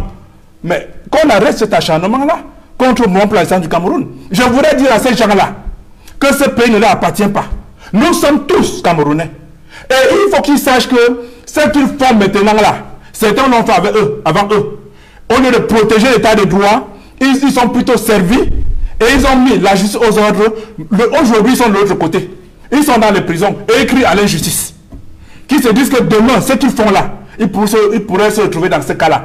C'est pour dire que, au lieu de tout ça, mettons-nous ensemble, construisons notre pays. Il faut que nous ayons un véritable état de droit, où ce n'est pas les hommes qui sont forts, mais les institutions qui sont fortes. Et parlant de ces institutions, je ne suis pas là, je voudrais dire, vous avez parlé du Conseil de l'ordre. Moi, Camerounais, je vais vous dire toute ma déception, n'est-ce pas, par rapport à cette sortie de l'ordre. Parce que ce qui se passe, imaginez qu'un avocat aille au CED, et quand on demande qu'on doit le fouiller comme tous les autres visiteurs, alors qu'il va rendre visite à son client. Imaginez qu'un autre avocat, après, il ne peut même pas faire un entretien avec son client sans la présence des gendarmes. Et lorsqu'il finit, on arrache ses notes. Est-ce que nous sommes là dans un état de droit? Et quand je vois cette sortie très molle du Conseil de l'ordre, je me dis, c'est vraiment le Macabo qui a demandé à être... la patate qui a demandé à être mangée crue. Parce que ces avocats doivent faire une sortie très forte pour envoyer un message très fort. Pourquoi? Je pense que ce que veut faire le régime, c'est de montrer aux Camerounais que les avocats ne sont rien. Donc on peut faire de vous ce que nous voulons, ils ne peuvent rien faire. Et c'est pourquoi il y a une image qui circule sur Internet où quelqu'un dans sa cellule, il dit je vais voir mon avocat, l'avocat à côté répond moi voici dans une autre cellule. C'est ça l'image, et c'est à cela qu'on veut que nous arrivons. Non, nous disons non à cela. Nous disons à ces gens-là, le Cameroun nous appartient. Nous demandons au président de fait là. Il a arraché le pouvoir, qu'il assume ce pouvoir et qu'il protège les Camerounais parce que la loi est là pour protéger et non pour détruire. C'est ça l'état de protection. Honnêtement, dites aussi aux Camerounais qu'il y a une image de porte-parole du président Kamto et du vice-président sur le net qui démontre en fait que ils ne sont pas torturés. Ce que vous dites là, ça relève peut-être des... Je parlais d'eux. Je vous ai parlé des cas de torture précis. Si vous avez suivi ma page, écoutez, ne venez pas, ne venez pas à ce jeu-là. Non, quel contre-exemple? Je vous éviter la manipulation de masse. Quelle manipulation? C'est vous qui voulez manipuler. Un contre-exemple. C'est vous qui voulez manipuler l'opinion nationale et internationale. Dites les faits. Ne parlez que des faits. Et les faits nous avons, monsieur. Les faits nous avons. Il y a des images de torture. Cette image, ce n'est même pas une image, c'est une caricature. C'est différent, c'est une caricature. Moi je parle de... Nous avons des images de torture. C'est une photo. Des femmes. Vous parlez d'une caricature. C'est une caricature. Moi je parle d'une photo. Est-ce que vous pouvez vivre dans une salle avec vos enfants, votre épouse, chacun fait des besoins devant les autres, et vous respirez ces odeurs-là durant des jours? Si ça ne dépendait que de moi, on libérait le professeur Kamto. Didier Yimkwa, est-ce que pour vous, il n'existe pas d'actes de torture à l'encontre de ces manifestants du 22 septembre qui ont été arrêtés et placés en détention? Je ne peux vraiment pas répondre à cette question parce que je n'ai pas été sur le site. Mais si ça existe, de façon... Vous savez, avant d'être militant écologiste, avant d'être militant du FSNC, je suis militant écologiste. Seul le respect de l'humanité oriente notre combat. Je vous dis ici, je prends ça sur moi. Je pense à ce moi, je suis contre l'assignation, là où se trouve monsieur. La séquestration. Je suis contre. Ce n'est pas une assignation, c'est une séquestration. C'est vrai que lorsqu'on lit la loi est là, il faut la respecter, la liberté, la responsabilité vont de pair. Mais moi, je suis contre qu'il soit séquestré. Parce que je pense que c'est un acteur majeur de la scène politique. Il faut qu'on le laisse gérer ses propres contradictoires. Parce qu'en termes de contradictoires, il en a. Nous sommes sur le terrain politique. Lorsqu'il est là, vous savez, beaucoup de gens parmi eux rêvent d'un complexe mandélien. Beaucoup d'hommes politiques rêvent cela. Ils pensent qu'en allant en prison, on peut se refaire une virginité politique. C'est pour ça que vous allez voir beaucoup passer dans les plateaux de télévision. Ils ont choisi comme modèle de politique la provocation, insulter, injurer, la stigmatisation. Mais je pense qu'on peut construire, nous sommes pour la construction d'une société égalitaire. Vous comprenez? Donc je suis pour qu'on le libère. Même ceux qui sont de l'autre côté, il faut qu'on les libère. Et que nous battons sur le terrain politique, sur les débats d'idées. Quelqu'un a parlé ici de principe idéal, je suis tout à fait d'accord. Vous comprenez? S'il y a vraiment ce qu'il dit, si on est en train de terroriser les Camerounais, si on est en train de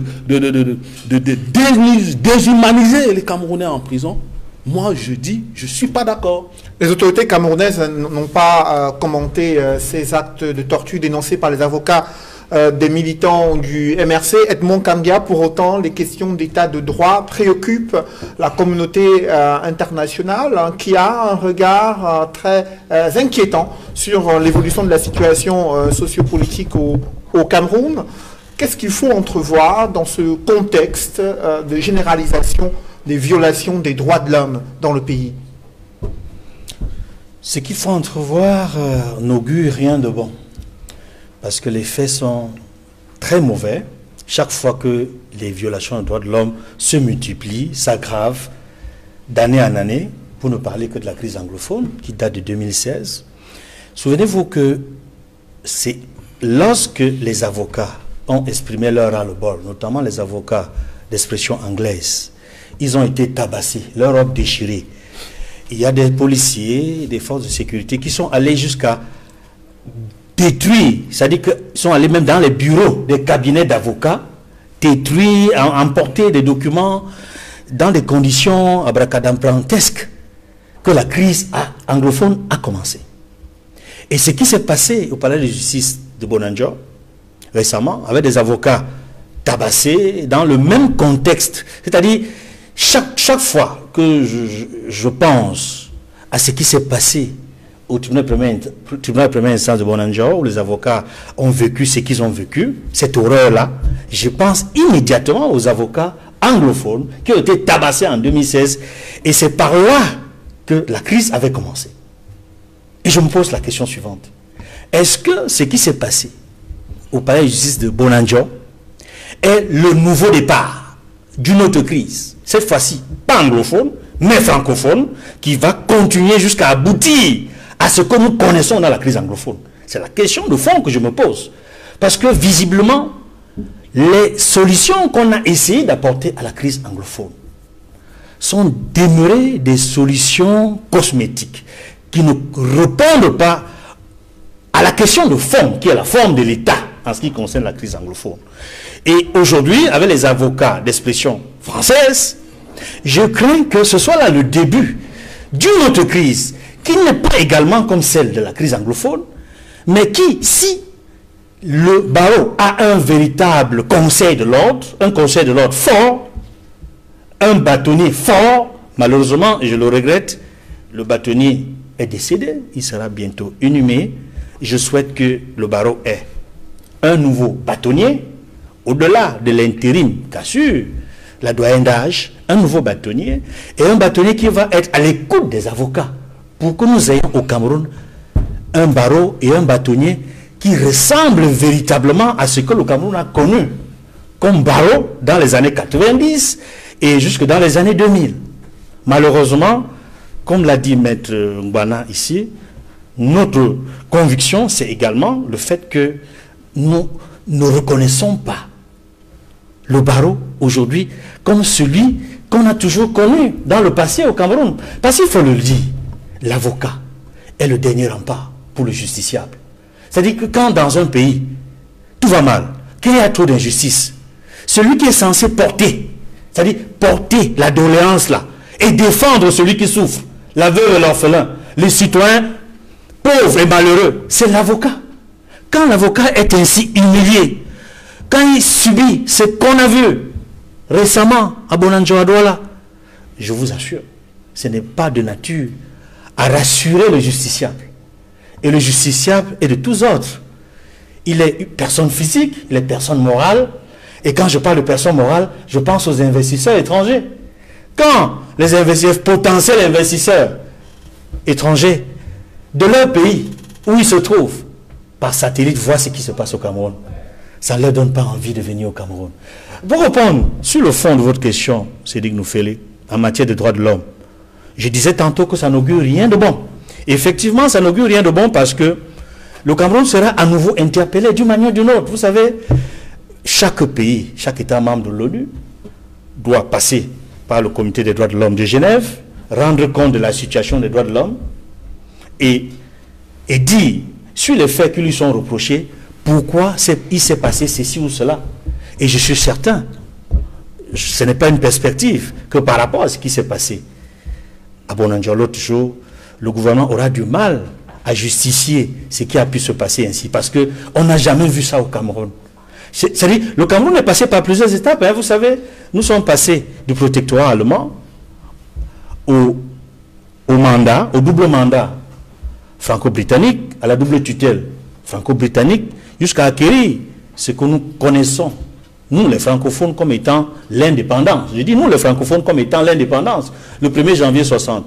Je le dis ainsi parce que les Camerounais dans leur totalité n'ont pas eu leur indépendance le 1er janvier 1960. Une partie de nos frères et sœurs attendaient encore d'être autonomes, de se libérer de la Grande-Bretagne. Et c'est ce qu'ils ont cru entendre à travers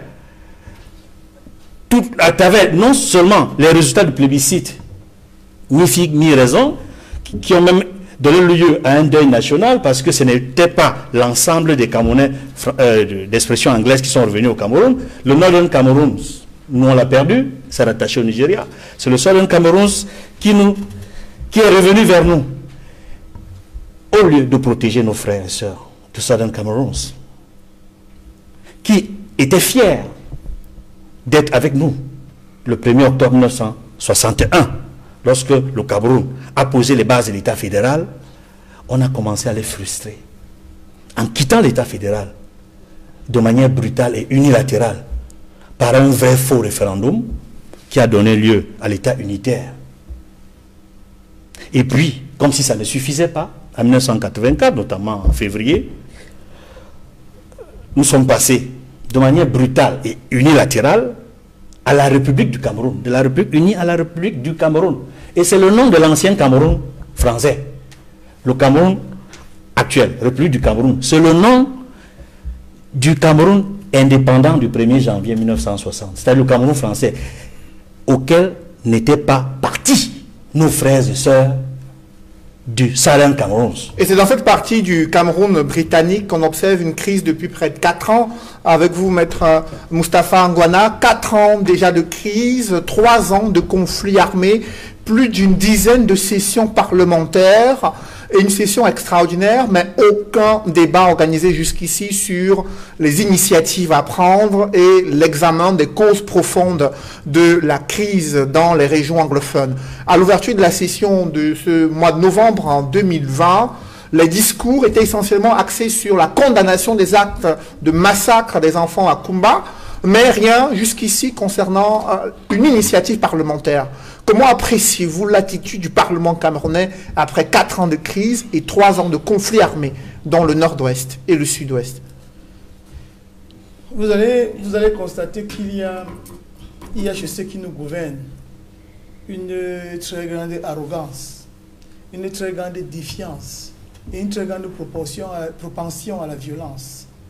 Parce que vous avez vu, on parlait des avocats tout à l'heure, le procureur général et le procureur, avant de donner, en tout cas le parquet avant de donner l'assaut, auraient pu envisager la négociation. Je pense que lorsqu'il y a des cris du cœur qui viennent du plus profond des entrailles de nos populations et même des avocats, il faut que nous apprenions à négocier. Parce que avocats, magistrats sont appelés à vivre ensemble, comme francophones et anglophones sont absolument appelés à vivre ensemble. Vous vous rappelez, à l'orée de cette crise, le SDF a suscité l'ouverture d'un débat parlementaire sur cette question-là. Ça dit que les choses se sont passées même dans une espèce de carnaval. Parce qu'à un moment donné, le SDF a dû utiliser des vuvuzela et des cris, des youyou et autres. Ce qui peut être considéré comme déshonorant pour l'image de notre démocratie. Mais c'était un peu une obligation, c'était un peu comme des personnes qui étaient dos au mur et qui devaient absolument trouver une solution pour qu'on puisse évoquer les questions liées à la crise anglophone. Malheureusement, au Cameroun, l'exécutif est on ne peut plus fort. Les autres pouvoirs jouent en réalité un rôle d'accompagnateur du pouvoir exécutif. L'exécutif fout son nez partout. Lorsqu'il faut désigner le président du groupe parlementaire RDPC, ça vient de l'exécutif. Lorsqu'il faut choisir, lorsqu'il faut même nommer au sein du Conseil supérieur de la magistrature, ça vient toujours du pouvoir RDPC pour l'essentiel.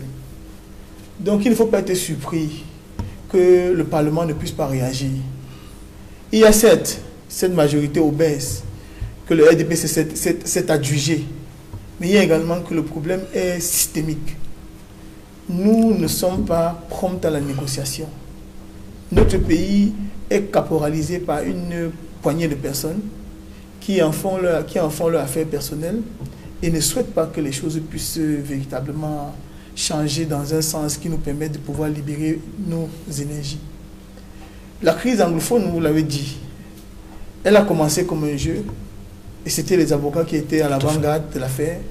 Aujourd'hui également en zone francophone, les avocats sont attaqués avec une brutalité inouïe. Je ne veux pas, comparaison n'est pas raison, je n'ai pas envie d'établir une espèce d'analogie entre les deux événements. Mais imaginez-vous que quelques francophones ont la malheureuse idée de devoir également créer un foyer de tension. Les choses vont certainement aller de Caraïbes en Silla, de mal en pire. Donc, il faut absolument que ceux qui nous gouvernent comprennent qu'il n'y a pas de sujet tabou dans la République. Particulièrement lorsque ce sont ses intérêts supérieurs qui sont en jeu. Particulièrement lorsque la patrie est décimée, comme c'est le cas actuellement. Où la mort d'un citoyen relève désormais du fait divers dans la région anglophone. Il faut également que le pouvoir exécutif qui est aussi fort que celui que nous avons au Cameroun se manifeste véritablement là où on l'attend. Parce que j'ai trouvé par exemple cette semaine, on ne peut plus insultant pour l'honneur de la République qu'un président qui n'est présent nulle part. Vous pouvez mourir par dizaines, par milliers dans les régions du Cameroun. Les enfants peuvent se faire décapiter, on ne l'entend pas. Mais il était aux obsèques de sa sœur. Mais le président de la République a adressé ses condoléances aux familles. Je vous dis, le pape il a envoyé le Premier ministre pour le représenter personnellement aux obsèques lors de ce deuil national à Kumba. Des événements ont été organisés également à Yaoundé pour matérialiser la compassion du gouvernement et du président de la République en la mémoire de ces personnes-là. Et dans le cadre dont vous faites mention, c'est un cadre strictement privé où un chef de l'État a aussi une famille et à laquelle il peut honorer pour ce qui concerne sa famille. On ne délègue pas la fonction présidentielle en période de crise. Le pape François a pris la parole dans le cadre de la crise des massacres de Kumba. On a entendu sa voix. Notre président est atteint du complexe de Dieu.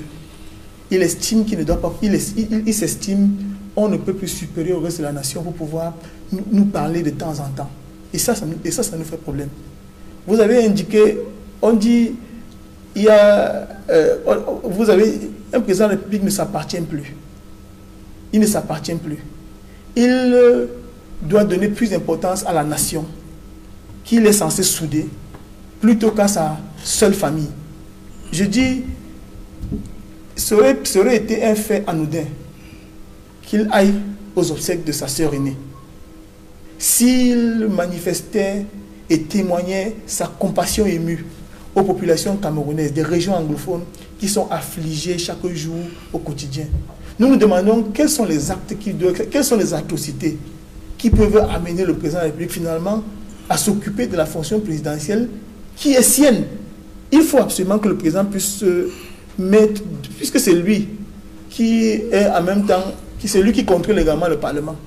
Au moins qu'il demande aux parlementaires d'ouvrir un débat sur la question. Après vous, Maître Moustapha Ngouana, Roger Justin Noah, le Parlement camerounais aurait-il pu faire un sursaut patriotique après l'escalade de violences meurtrières dans les régions anglophones qui a essentiellement ciblé des enfants et des femmes dans le sud-ouest et le nord-ouest? Oui, nous avons tous écouté le discours du président de l'Assemblée nationale, durant lequel il a cru bon de donner des leçons de démocratie au récent du Cameroun, lui qui, on se le rappelle, a fait de notre parti lors d'un meeting à Tokombéré.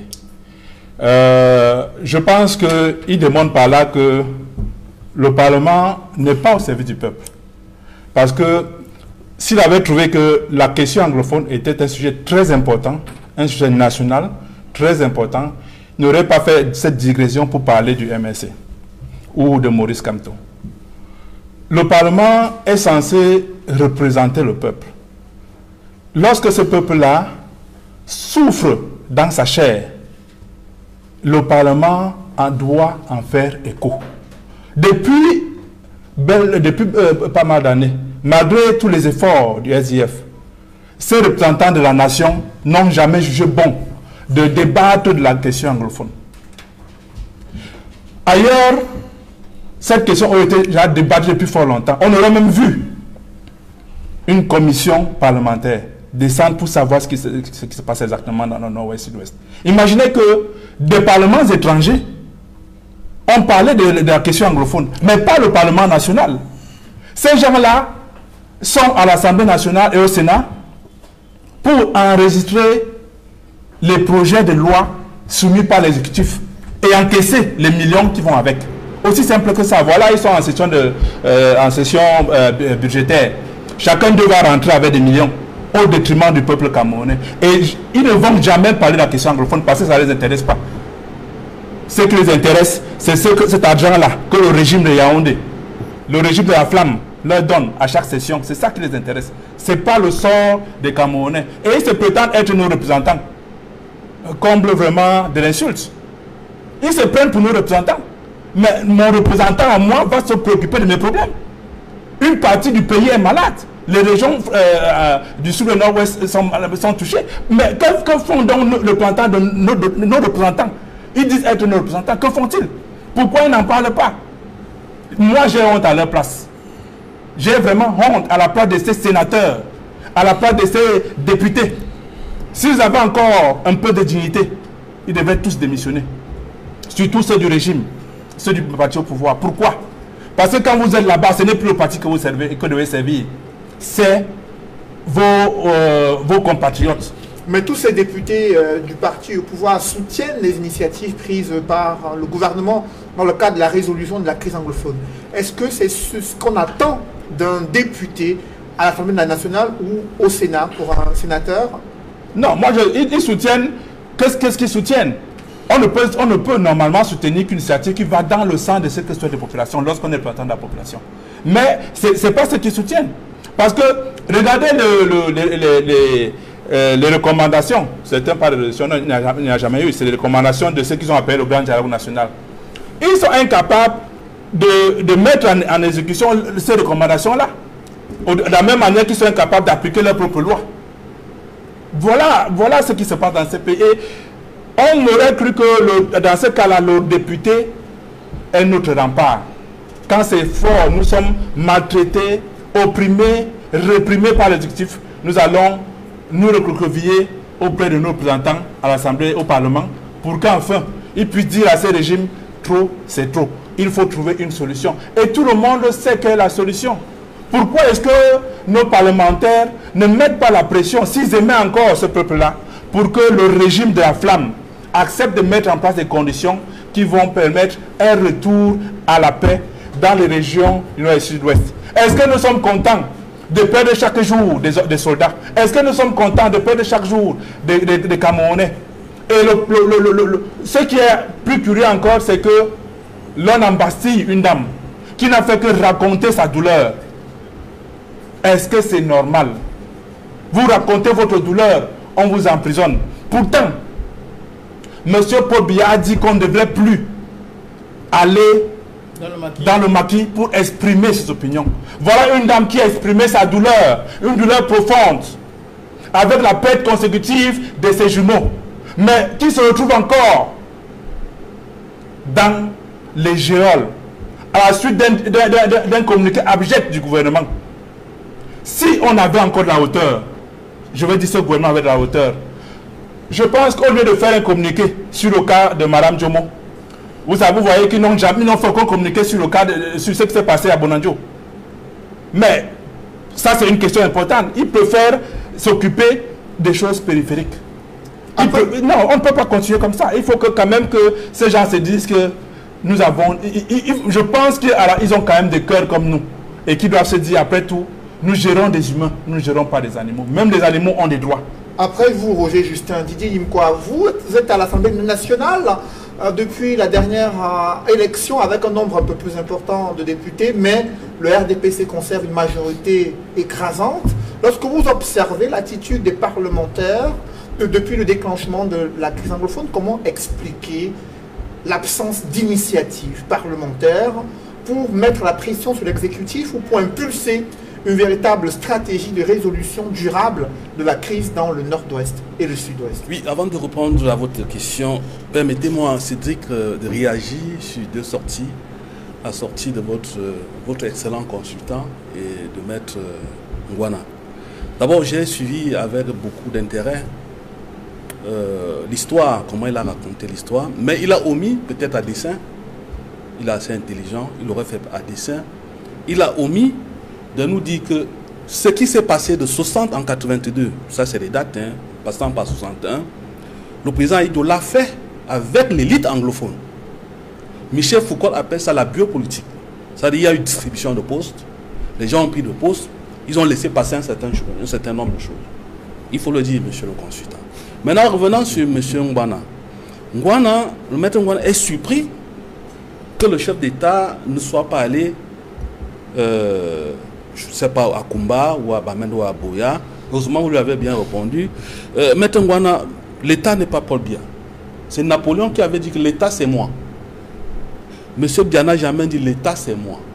Il représente l'État. L'État, c'est moi, je vous en prie. C'est le chef de l'État. Hein. Quand vous êtes dans votre quand vous vous lancez dans votre liturgie, je ne vous arrête pas. Laissez-moi dire et respectez-moi, ce n'est pas n'importe quoi.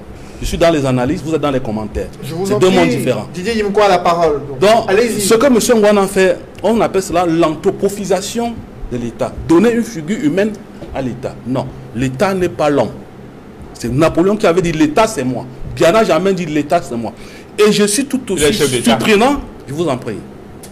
Je vous en prie. Si vous avez la diarrhée, vous pouvez aller à côté.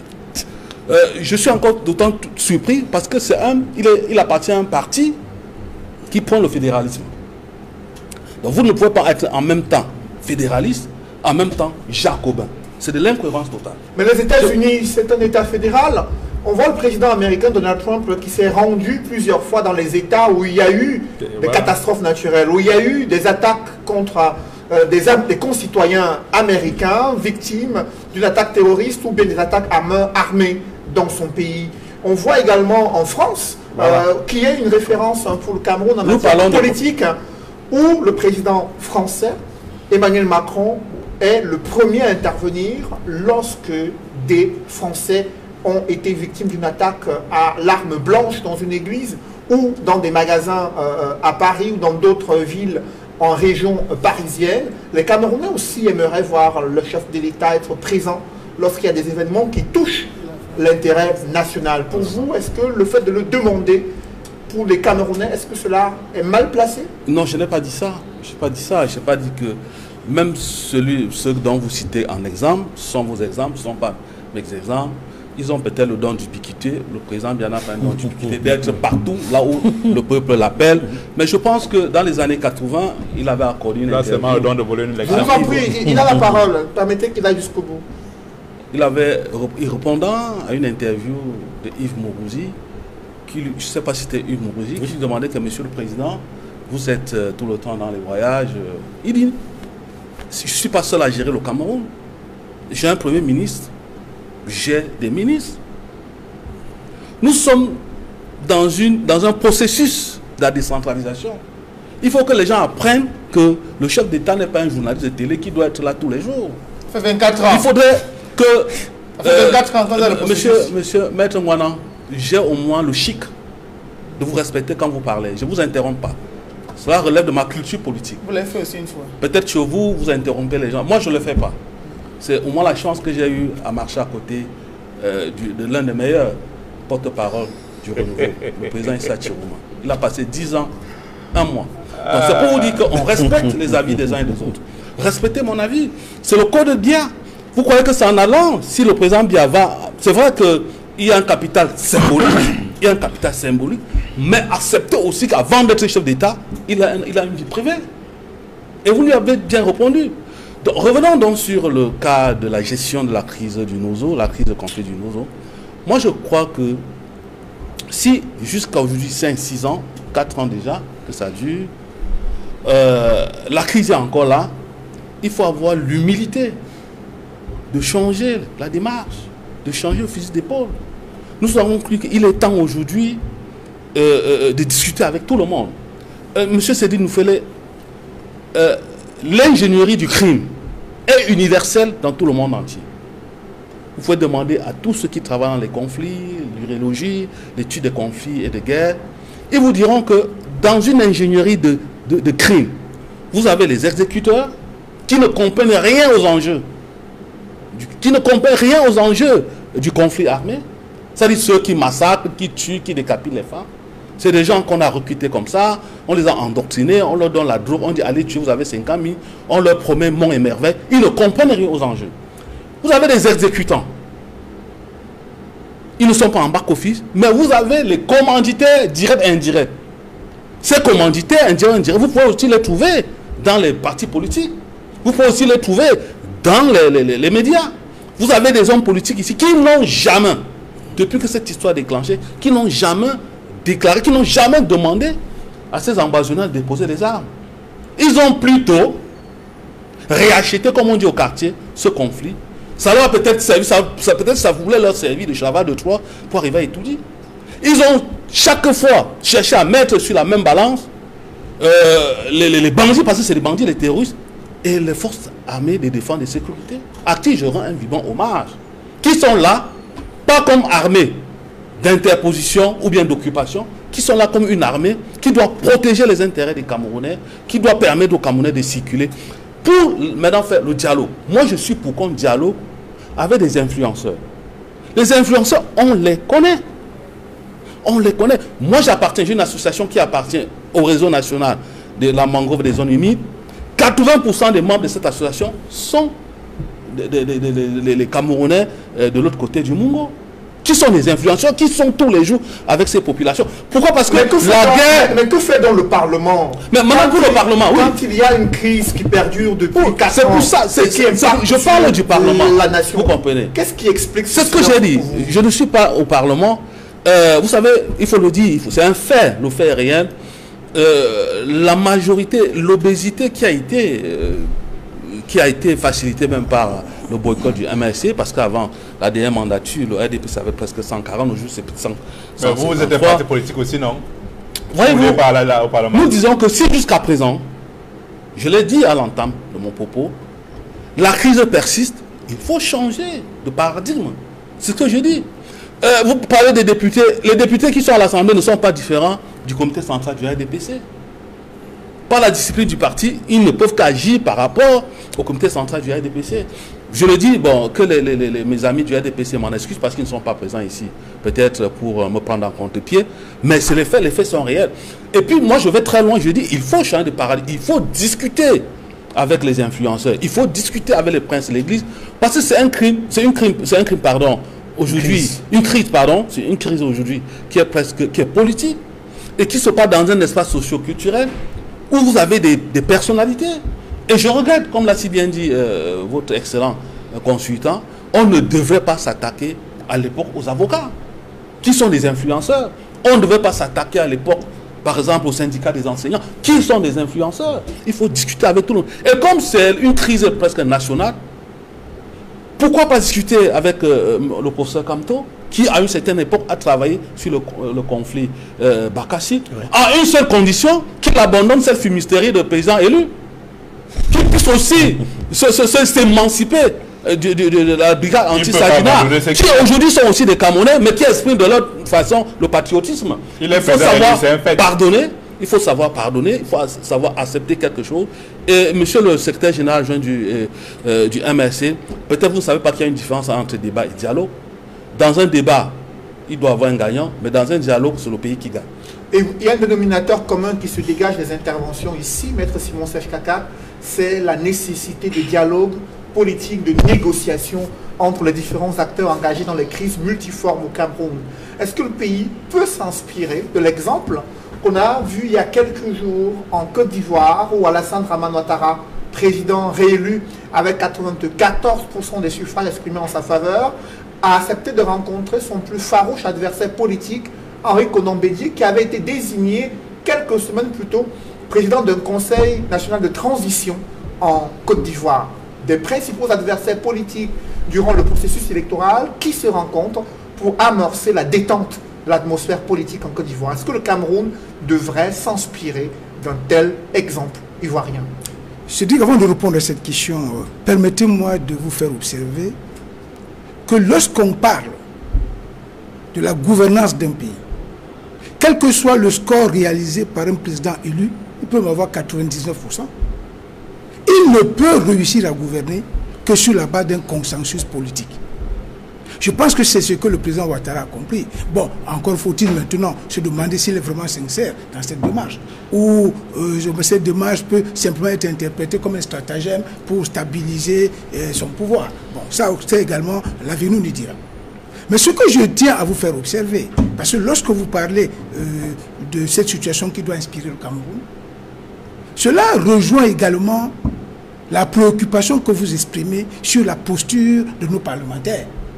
Vous comprenez? Parce que lorsqu'on parle d'un dialogue, tout à l'heure c'est Didier qui parlait d'un débat, dans tous les cas pour moi c'est de pareil au même. L'essentiel c'est qu'on arrive à un consensus. C'est ça qui est plus important. Je pense que lorsque vous regardez l'histoire politique de notre pays, depuis 1961, vous allez vous rendre compte qu'il y a des choses qui se sont faites à Fumban en 1961, ça a abouti à un consensus.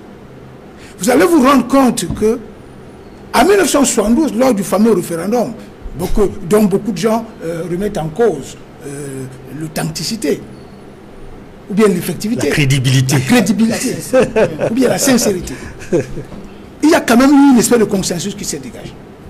En 1984, lorsque le président Biya décide de passer de la République unie du Cameroun à la République du Cameroun, il a fait passer cela par l'Assemblée nationale. Parce qu'en réalité, le 4 février 1984, c'est une loi qui a transformé la République unie du Cameroun en République du Cameroun. Vous allez vous rendre compte que c'est la seule fois où le Parlement a joué un rôle dans l'histoire politique de notre pays. Lorsque la crise a commencé, la crise anglophone, on s'entend, a commencé en 2016.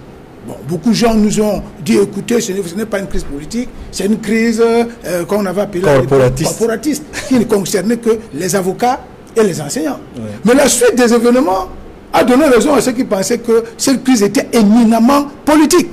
Et que pour la régler, il fallait passer par des solutions politiques. Mais je vous dis, Cédric, aucune solution politique ne peut se réaliser dans le contexte actuel si le Parlement reste amorphe. C'est pour ça que j'en viens me poser la question de savoir que est-ce que nos parlementaires, que ce soit les députés, que ce soit les sénateurs, ont déjà même lu la Constitution de notre République. Parce que lorsque vous lisez la Constitution de notre République, notamment la loi numéro 96/06 du 18 janvier 1996, portant révision de la Constitution de 1972, vous allez vous rendre compte que cette Constitution offre beaucoup d'outils, beaucoup d'instruments à nos sénateurs et députés pour jouer un rôle au même titre que le président de la République. Ces gens peuvent prendre des initiatives, ils peuvent passer par des questions orales, ils peuvent passer par des commissions d'enquête, ils peuvent passer par des propositions de loi. Voyez-vous, Cédric, depuis le 1er janvier 1960, il n'y a jamais de proposition de loi au Cameroun. Toutes les lois qui sont votées et promulguées par le chef de l'État sont l'émanation des projets de loi. À l'exception de quelques-unes, proposées par le SDF et le MRC aussi. Oui, qui sont passées. Qui n'ont pas été... Non, mais je dis qu'ils sont passés, mais je parle de propositions de loi qui sont passées. S'il y a eu des velléités de propositions de loi qui ont été battues en brèche par la majorité obèse et RDPC, moi je ne considère pas ça comme des propositions de loi. Mais je pense quand même que aujourd'hui, la situation actuelle en réalité, de mon point de vue, ne doit même plus avoir une coloration partisane. La crise a atteint une envergure irrésistible, où même les députés RDPC doivent faire preuve de patriotisme et de courage politique en prenant des initiatives. Tout à l'heure, c'est Edmond qui disait que ce qui s'est passé il y a 5 jours avec les avocats, c'est ce qui se passait il y a 4 ans avec les avocats anglophones. Et effectivement, aujourd'hui, on en a à se demander si ce qui est considéré comme le détonateur de la crise anglophone du côté de Bamila, ne s'est pas réalisé à Douala, parce qu'aujourd'hui, j'ai le sentiment que ce qui est arrivé peut être le détonateur d'une crise de liberté. Et si la crise de liberté s'installe dans le pays, j'ai le sentiment que le gouvernement aura beaucoup de batailles à mener. C'est pour ça que moi, je pense, de mon point de vue, qu'au lieu de s'inspirer de ce qui se passe en Côte d'Ivoire, je suis de ceux qui pensent que le Cameroun a suffisamment d'outils pour saisir le taureau par les cornes et trouver des solutions plus indiquées. Ça ne sert à rien de continuer sur la même lancée, parce que depuis le début de la crise, en 2016, on a le sentiment que le gouvernement a opté pour des solutions, sinon cosmétiques, du moins totalement périphériques. On n'a jamais posé les vrais problèmes. Maintenant, lorsque vous parlez du dialogue, on doit encore se demander, il y a eu le grand dialogue national, mais moi je suis de ceux qui pensent que c'était un dialogue pour rien, parce qu'on a tout fait pour éluder les vraies questions. On a tout fait pour éviter d'inviter ceux qui devaient être invités. Ça, c'est mon point de vue. Je suis de ceux qui pensent qu'aujourd'hui, la situation nous amène à un véritable dialogue participatif où tous les partis politiques, même mon parti est prêt à jouer, mon parti politique est prêt à jouer un rôle de premier plan dans le règlement de cette crise, qui n'est plus une affaire du RDPC, une affaire du gouvernement ou une affaire, j'allais dire, d'un groupuscule de Camerounais qui pensent que le Cameroun est leur propriété. Nous sommes arrivés à une situation où tous les Camerounais doivent être appelés à jouer un grand rôle. Que ce soit les acteurs de la société civile qui comptent, que ce soit les formations politiques sans exclusive, que ce soit ces défenseurs de la thèse de la, comment dirais-je, de la sécession, ceux qui disent que, écoutez, non, on ne peut plus fonctionner avec le Cameroun. Et sur ce point, je rejoins entièrement Didier Imkwa, qui disait tout à l'heure que lorsqu'il y a une crise comme celle-là, il faut connaître ceux qui sont les concepteurs de la crise, parce qu'il y en a qui sont là comme considérés comme les philosophes de la crise, donc c'est eux qui conçoivent. Il y en a qui sont des stratèges, il y en a qui sont les exécutants, qui sont les opérationnels. Il faut donc maintenant qu'on essaie de voir tous ces paramètres pour trouver la meilleure solution qui va nous mener vers un véritable dialogue, pas un débat, un véritable dialogue politique exclusif où chaque Camerounais aura, j'allais dire, son mot à dire. C'est pas là que je termine. Après le drame de Kumba, il y a eu cette dame Stéphanie Ndjomo qui est venue raconter son calvaire vécu à Kumba, où elle déclare avoir perdu ses jumelles fuyant les affres de la guerre dans les régions anglophones. Un témoignage qui lui a valu une arrestation, une mise en détention provisoire et des accusations de propagation de fausses nouvelles et défaut de CNI. Ensuite, cette sortie du ministre de la Communication mettant en demeure Equinox Télévision. Edmond Kamga, il y a eu une vive réaction de la part de la direction générale du groupe Equinox.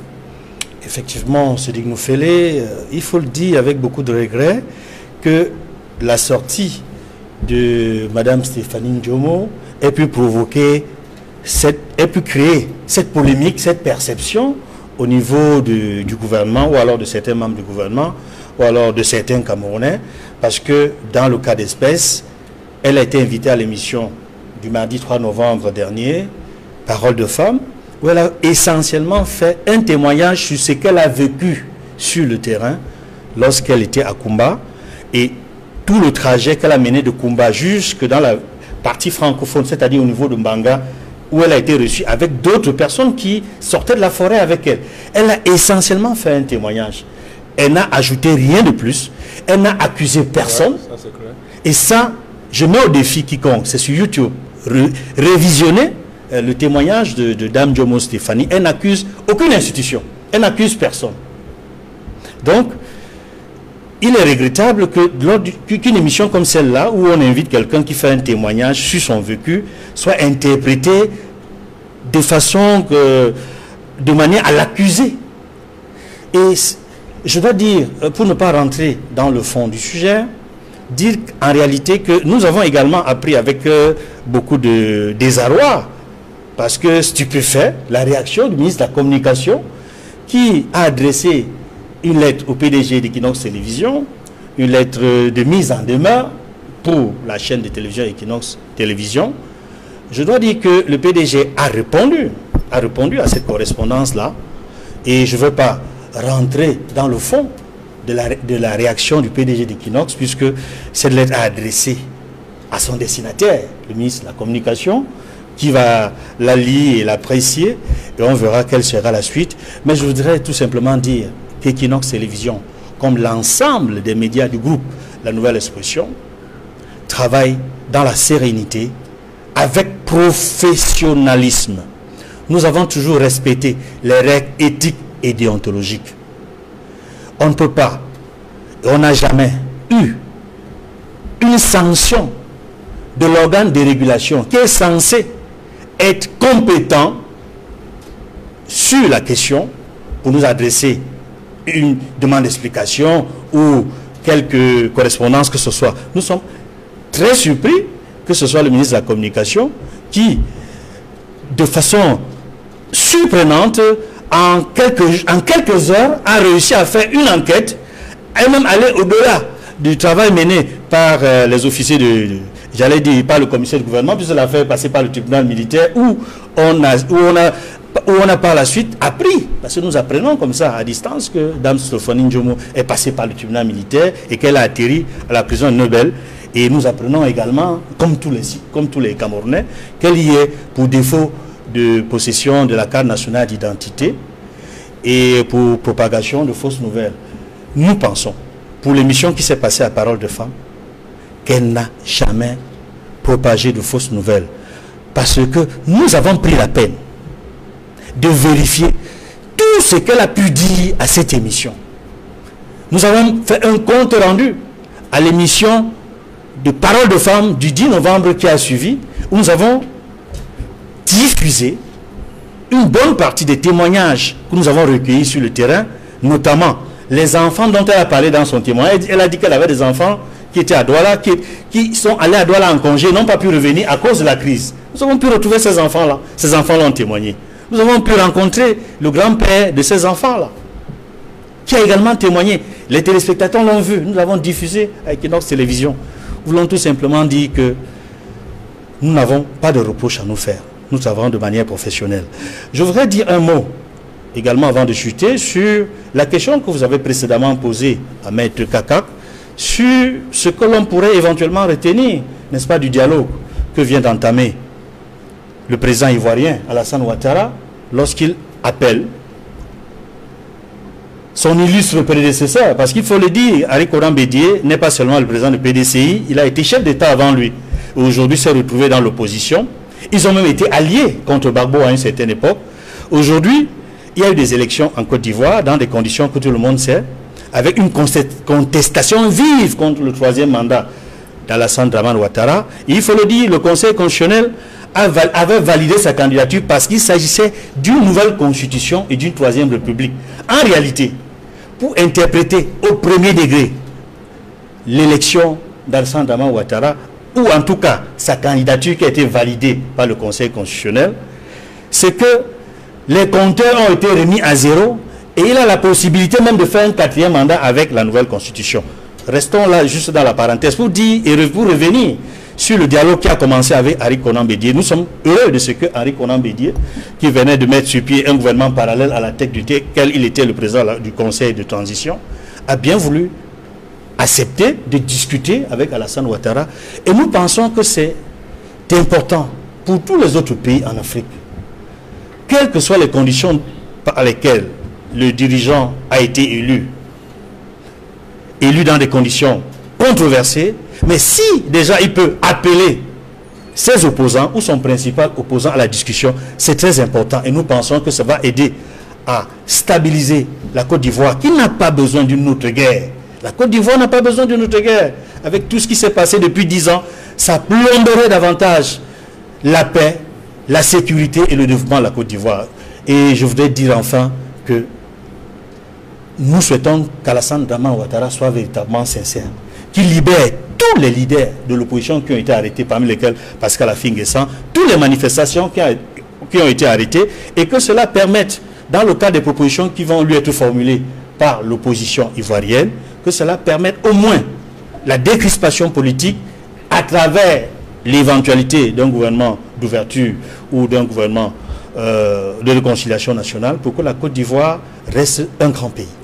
Mesdames, Messieurs, c'est la fin de cette émission. Merci à vous, Edmond Kandia et Didier Limkoa, d'avoir participé à cette émission. Merci également à vous, Messieurs Roger Justin Noah, Maître Simon Siège Kakak et Maître Moustapha Ngwana d'avoir participé à ce débat.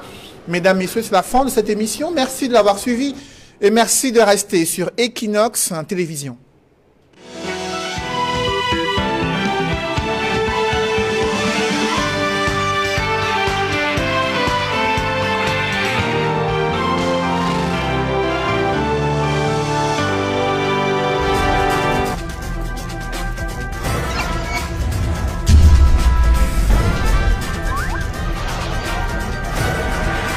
Equinox Télévision, au-delà de l'image, nous rendons compte.